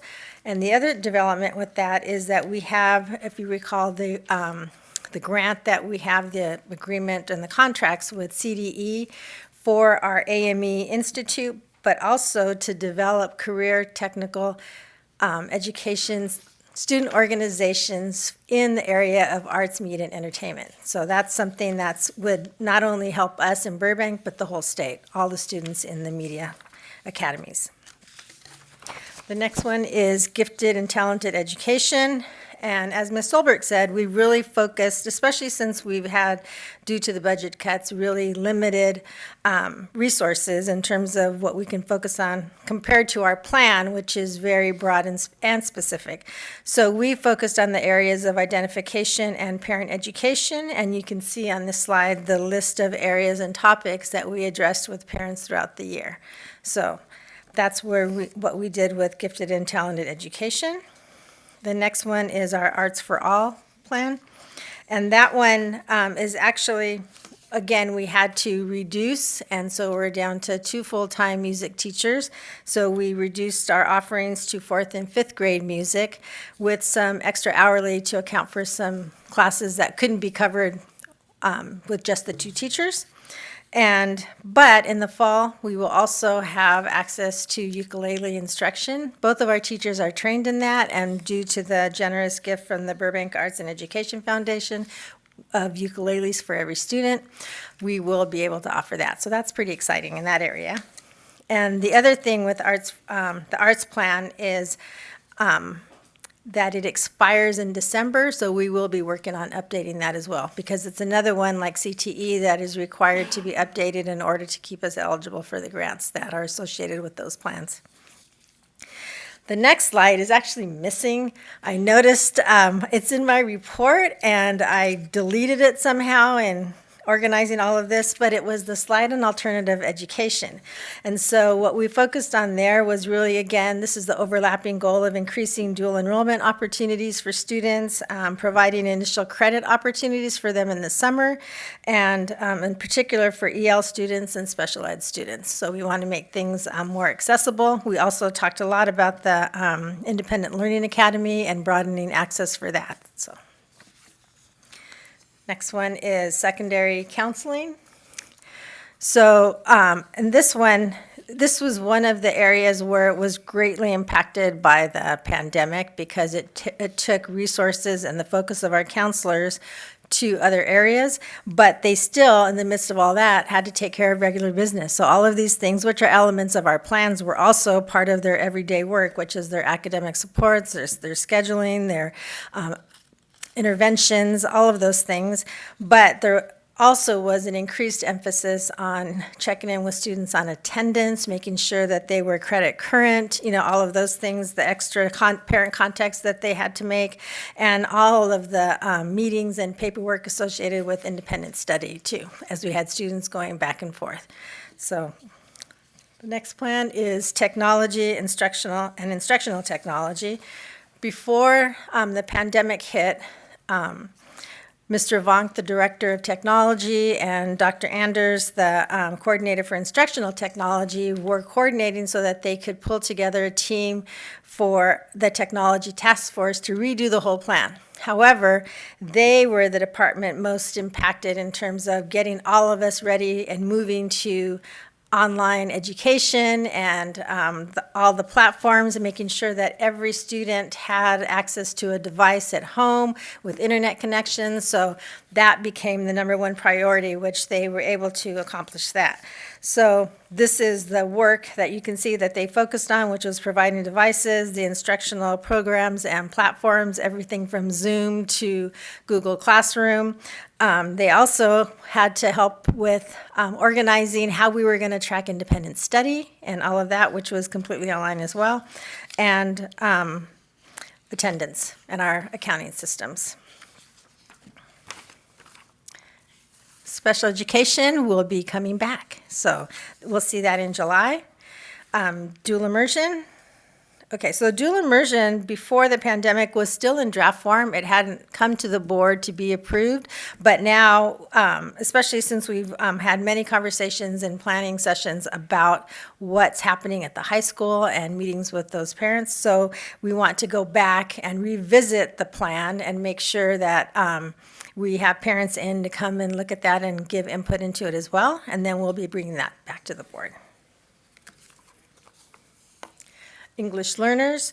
That plan was recently updated. However, again, we had to really focus our efforts, and that was making sure that we met all of our requirements. All of our students were properly assessed and properly placed. One of the things that suffered was our ability to reclassify students and move them out of the English learner program because of the lack of testing and resources and students being at home. The next one, so the next slide is the recommendations. So what we're planning to focus on in instructional services is updating the following plans, which would be the counseling master plan, the technology master plan, dual immersion master plan, alternative education master plan, and like I mentioned from before, the arts plan, which would come a little bit later. So that is the work. The one thing that's not on here that we also will be creating a plan for is in response to Board Goal 1.9, which is the one that says to form a committee to develop a plan to provide students with up to 2 years of community college and/or apprenticeship experience before they graduate. So we are meeting shortly this month, and thank you, Dr. Weisberg and Mr. Ferguson, for agreeing to be part of that committee with committee members from LA Valley College. And the goal is to create a plan together and then bring that to both boards. So. Just a quick thing. I want to thank Ms. Cuseo for all of it, but also I asked last time when we were celebrating all the ukuleles, our Uke Fest 2022, about how we could, what accommodations could be made. And I just wanted to share what you wrote, and I really appreciate you taking the time to do this, but just for families who might be interested, music teachers said that students who have hand dexterity issues, there's a device that, you can't see the picture, but a device that you can place on the ukulele. Right. They can also modify it so they are participating only using one string. And then other students might require assistance of one-on-one aids. But I really appreciate that that's being thought of as far as our differently abled students. So I appreciated that and wanted to share it. So thank you. Of course. Awesome. Okay. Thank you. There's a lot of work. Present. Yes. Oh, sorry. Thank you. So first, for the potential partnership with Valley College, this has been a long time coming, but Ms. Cuseo, thank you for helping to get us there. This is such a big moment for our district, I think, really, truly. And I think it will enable us to be more effective in delivering futures for kids. So I just so appreciate that on so many levels. And because we have a number of relationships as it relates to CTE and other programming, which you've really fostered, and others, Jen Goldenberg, Peggy Flynn, a number of others have really worked to facilitate. Now we're here. So I want to first start by just acknowledging that work because it's huge. As you know, personally, I love master plans. I think plans, more than anything, because I think there are so many different components to public education where people go, what are you doing when it comes to this? And sometimes it's very helpful to go, here you go. Yeah. Having said that, and this is not saying it through a critical lens, rather just like, let's examine our work. One, we know that we are not going to have resourcing plan by plan to address these issues. So just because we have a really effective GATE master plan, right? We don't, and we know what's going to do right by kids in that program, but we just don't have the funding for it. Right? That seems to be rather consistently the case kind of across the board of our plans. And so what I love is parent participation, policy participation, involvement, where we do those deeper dives because we know we need to understand the nature of the problem. Having said that, I'm beginning to wonder if that's a useful, use of our time, frankly, in the planning. And instead, do we zoom out a little bit differently instead of siloing this as SPED, counseling, you name it? Is it student experience? Is it academic, experience of student, and really frame it from these are academic, we know that social issues, impact education and how education is delivered. But our budget isn't like the old categoricals versus academics versus, it's just not that way. And we need to be intersectional about our approach really to everything we do. So I'm just wondering, as you look for kind of a nod, specifically with the counseling, again, can we bake this into a broader plan, frankly, that doesn't necessarily, again, give you 8 plans, but one that focuses on student experience, one that focuses on staff experience, and one that focuses on the academics and the rigor in which we're able to deliver.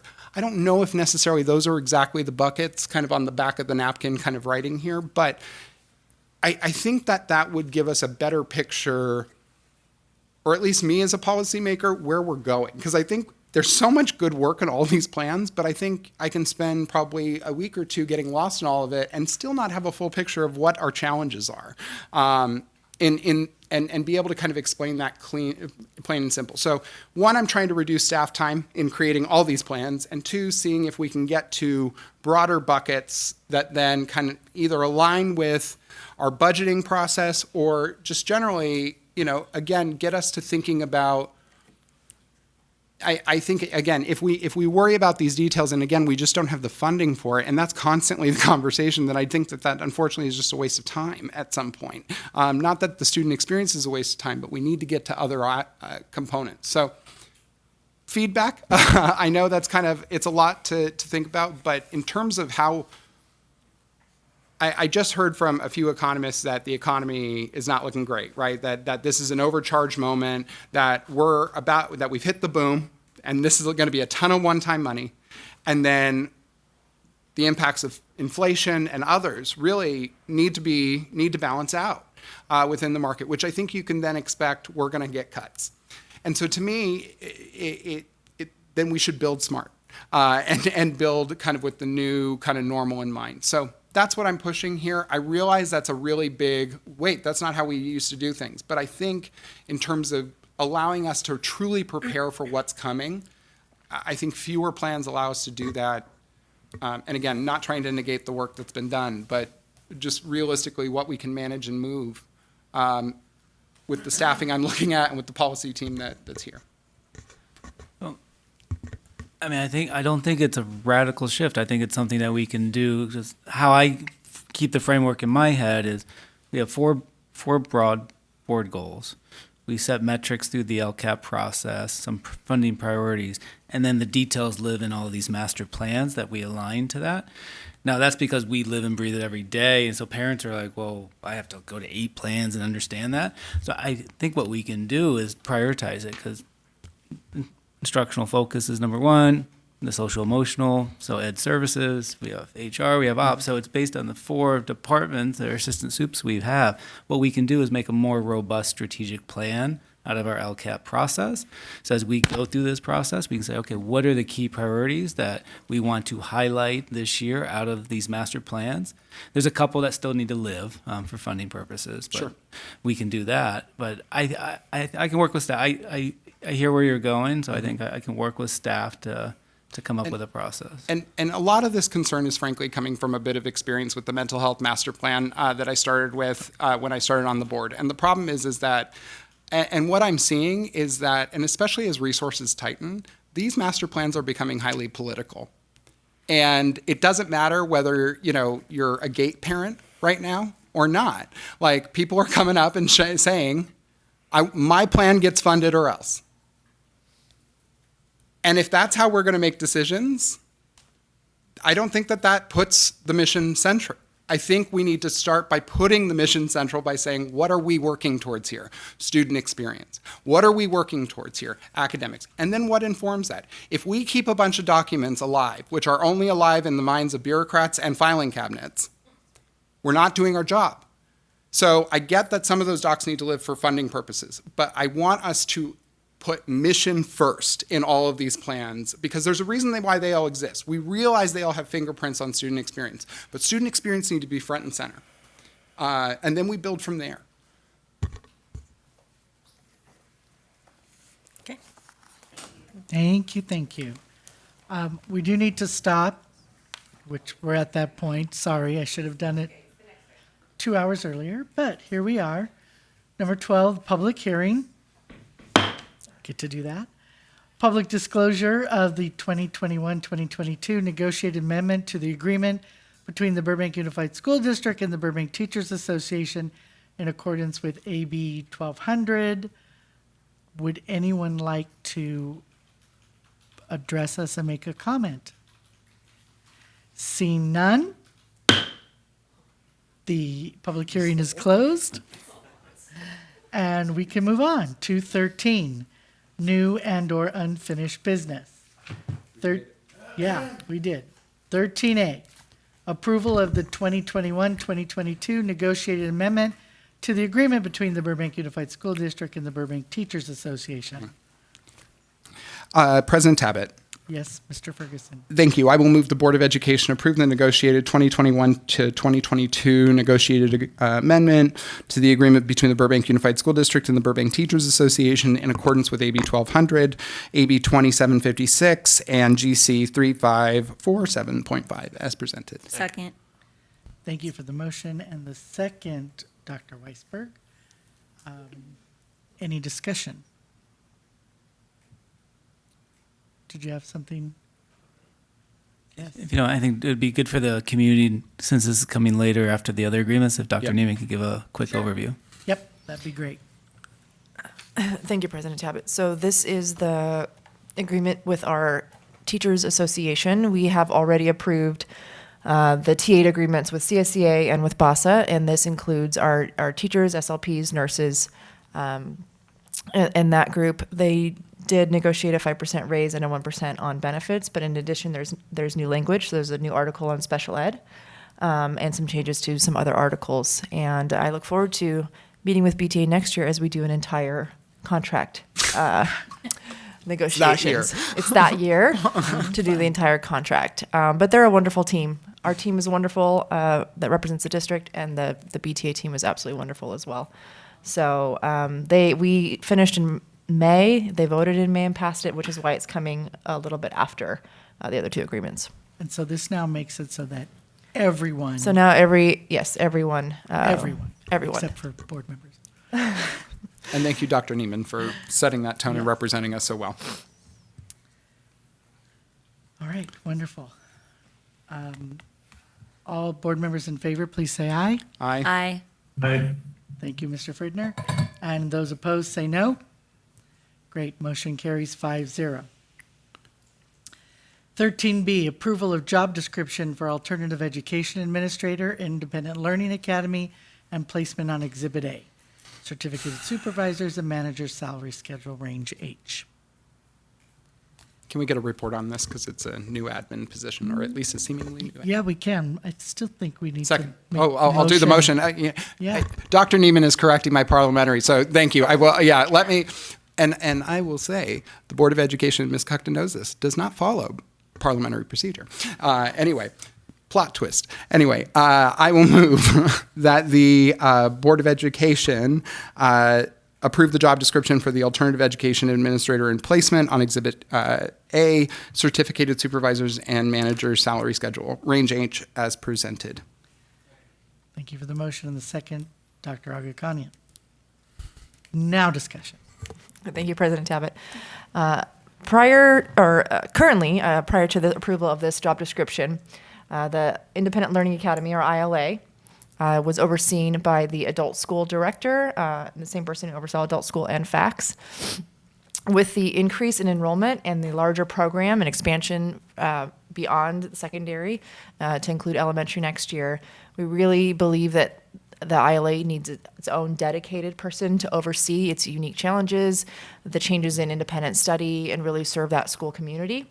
It's grown 400 students, from 4 teachers to 14 teachers. And so we're dedicating an individual, and we believe it would be housed in the alternative education setting, much like our CDS and our Monterey, our alternative learning environments. This too is an alternative learning environment. And just because it was a question from a community member, we receive the same funding for ILA students that we do for other students as well. There was a misconception in the community that that is not the case. So I just want to Yeah. make sure, Correct. say You are correct publicly, in and saying Yeah, we receive the same funding. Every student receives the same amount of funding, ILA or traditional school. And just on funding overall, as we were looking at the budget, adult school director, we needed to split fund that to support ILA. As they grew, we're looking at assistant principal. By making this a full-time position out of the general fund, it's actually, I think we said it would be somewhat of a cost savings as we looked at this model versus trying to have a hybrid model with adult school. I mean, I'm excited to hear about this position. I think it's fantastic. Just hearing from, I mean, to all the things that you said, I think it's an important, responsive move for us because we know that this is probably only going to expand for ILA. I can't see it getting smaller anytime soon. So hopefully this will also make the staff there feel like they have somebody that they can, not that they weren't getting support before, but they, like you said, they have a dedicated person. I think it also makes the students in ILA feel like they have somebody there for them. So I'm really pleased to see this step. yes, sir. Thank you. So I want to be sensitive. We've had an entire population of our custodial crew, for instance, who have come down rather repeatedly, talking about compensation, talking about hiring, replacement folks, you name it. And it's been a real headache and a hard time for them. So I can imagine for a few members when they pick up this agenda and they see that we're hiring a new administrator, how that may rub them the wrong way. First of all, you are a critical member of our team if you are watching this and you are a member of our custodial or our facilities team. And so I don't want you to think that we're hiring administrators without thinking of you. We are thinking of you right now and baking you into our thought process right now.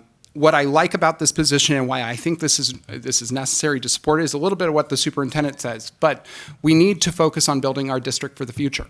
And education, as we saw in this pandemic, can take several shapes and forms and mediums. You bet. This campus is going to need to expand in the long term on all fronts, including facility support and maintenance, you name it. We start that foundation right by doing this move. So to those who are saying we're going to hire a new administrator, we're doing this on the, that is sensitive, and you can say this is a priority we shouldn't be filling until we do that. I'm going to disagree with you there. And so I just want to say it is important that each of these school sites, with the strain that we are putting on them because of the moment, to have effective leadership and administrators. Our administrators have cried out rather significantly in all one voice that they do not always feel supported. So this is an example of one of those moments where we can bolster, set a campus up for success, set a campus up to be more responsive without necessarily throwing people under the bus or trying to avoid our responsibilities to the employees that are in place. So again, this wasn't, a big roar or some scream that I got from folks, but I did want to say to those folks again, I'm mindful of your comments when you talk about us doing pay raises for administrators, and I want you to know that that was considered here, but I still think that this is the right move to get this campus up to the par and the resourcing that we need to. So I want to thank staff for bringing this forward, but I wanted to make sure that we were addressing that before we voted. Can I just make another comment then in response to that? Because we are shifting in mindset from this really being a program to like a full school, right? It's running now as a school. We're also looking at the needs in CSEA. And so we created and flew, and I think already screened a job specifically as an office manager for ILA. We're looking at it all encompassing as a school holistically. So it's not just about leadership, it's about support. You bet. And thank you for doing that because we know that classified are a critical part of any campus communities. But, it does not negate that to our custodians, in my belief, we still owe you. And we're still trying to figure this out as money comes in. But I am going to be very, and I will say this, with budget recommendations, new programming, I'm not there on a lot of fronts. I'm for things that help strengthen the institution to weather the long term. But right now, a lot of new is not a good idea. So thank you. Thank you, Dr. Neiman. Dr. Neiman, you don't attend facilities committee meetings, but this is a conversation we have fairly frequently. The facilities we have, are we using them the best way? Is there another option, another idea. If we use this for this, do we, move district office? Do we use it for, I mean, those conversations happen all the time. Constantly trying to figure out, we have a school now, as you say, in a pretty small area. So what's the best for them? How do we utilize the space we have? So all of that, because I want the public to know too, it's a conversation that we do have. So it is part of the thought process. And it's a good thing that that program is growing more and more every day. So good. All right, that's anybody else? Okay, thank you so much. Did we vote? Thank you. I just got to it. So all those in favor, please say aye. Aye. Opposed? And that includes Mr. Frittner, 5-0, motion carries. I know, this boy, I can see him right there, so I won't forget him. I can say it louder if you want. No, you were great. We heard you loud and clear. Thank you. 13D, acceptance of gifts. You mean 13C, ratification of agreement. Oh, my goodness. All right. It's all good. But I'll move that. 13C, please do, ratification of agreement for professional services. I'll move that the board ratify the agreement between the Burbank Unified School District and Robert Half to provide clerical support as needed, not to exceed $50,000, effective May 20th through June 30th. May 20th, 2022 through June 30th, 2023, and that the authority to sign the agreement be exercised pursuant to BUSD AR 3314. And if we could get a staff report on why this was a ratification and why this couldn't have been brought, that'd be great. I need a second. Second. Okay, motion by Mr. Ferguson, second by Dr. Weisberg. Yes. This is an agreement to assist in our clerical subs for the most part. We have been trying to recruit subs, trying to get people to work at our school sites, and our school sites are crying out to get bodies to support the sites. Robert Half was able to provide us with individuals. And we did take an agreement. We had an original amount. So when we first started, there was an agreement with Robert Half. With the shift in employees in facilities, it was important for us to get a body in immediately to start working, but we needed to change the amount in the contract. So this is a ratification to include that amount and then any future amount that we foresee in the coming year. Okay. The feedback I'm getting from a lot of employees is that we're contracting out a lot, and that ratifications are happening way too often. I don't disagree in every moment. I understand that there are certain moments when we have to do that. I think this is one of those moments. But I am going to point it out again, like, just as an admin team, like the outsourcing around like one-on-one aides, you name it, that's getting called in. And now we have late bringing in folks, so there needs to be more order explained as to how we're doing this, how we're managing it, so it doesn't look like we're just throwing one-time money and bodies at the problem. So that's what this feels like. But again, I really appreciate you correcting. And just to clarify, it's 2 individuals. So we have one at Burbank High School and one in facilities. Thank you. And speaking to generally, that's where we're at. Thank you. Okay. Thank you very much. All in favor, please say aye. Aye. Opposed? Aye. And Mr. Ferguson, Mr. Frittner? Voted late. I think I did hear. I did. I did hear you, but I wasn't I just sure. say it, just off the beat of everyone else, I guess. Just a bit. That's okay. Hey, your vote comes from Texas, so, that's a faster. Absolutely. Thank you. Motion carries 5-0, Ms. Clark. Now 13D, acceptance of gifts. Mr. Ferguson? I will move the Board of Education take formal action accepting the following gifts to the district, and the board president, in an upbeat tone, convey appreciation to the donors for items 14A. Oh, I'm sorry, that's consent. That's my next motion. Second. Sorry. Thank you for the motion, Mr. I keep us ready. Mr. Ferguson. That's okay. I just jump over them and go on to the next one. So, and for the second, Dr. Agakanian. All those in favor, please say aye. Aye.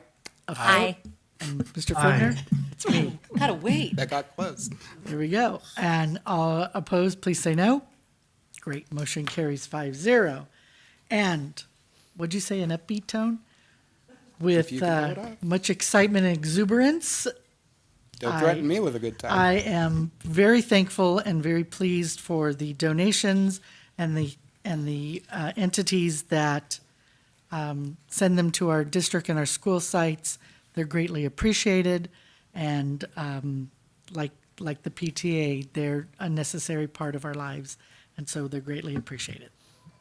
So we have Burbank Arts Education Foundation, BAF, wishes to donate to the district $3,649 to be used to purchase a kiln at Bret Hart Elementary School.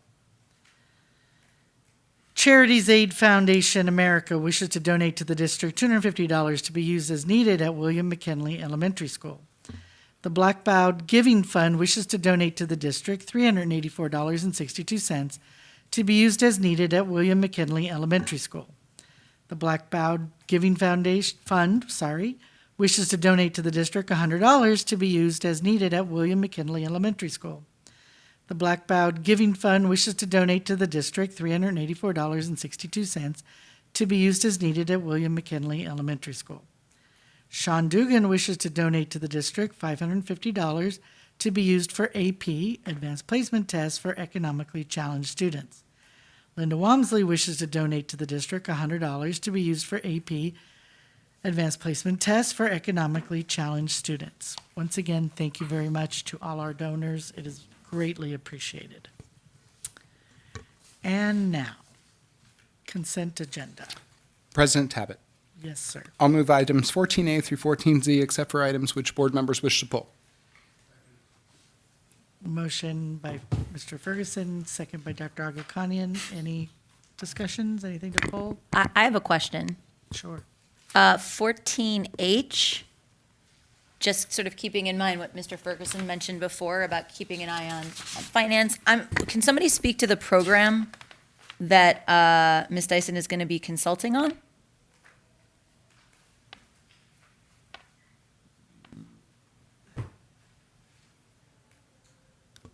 One second, let me just pull it up. I want to make sure I Thank you. clearly state it.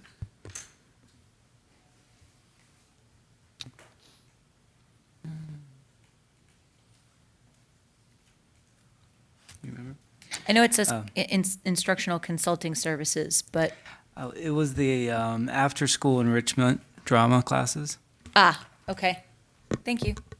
Can I ask that we just get a quantified list of consultants and folks we're hiring in the different departments and what roles they're playing? Like contractors? Thank you. Okay. Anything else? Great, thank you. All those in favor of approving consent agenda A through, what did you say, Z? Yes. Please say aye. Aye. Opposed? Aye. Great, motion carries. Consent agenda is approved, 5-0. Anyone else wish to address the board? Great, seeing none. Yes. I would like to announce 2 retirees. The very wonderful Nancy Martin, math teacher at John Muir Junior High School, formerly Nancy Arlington when my daughter had her, is retiring. And another special friend is retiring, Kim Johnson, campus supervision assistant at Burbank High School. Thank you for your years of, of dedicated service. We appreciate all that you've given to our students and staff at Burbank Unified. And in light of that, just make sure, meeting is adjourned, 9:37.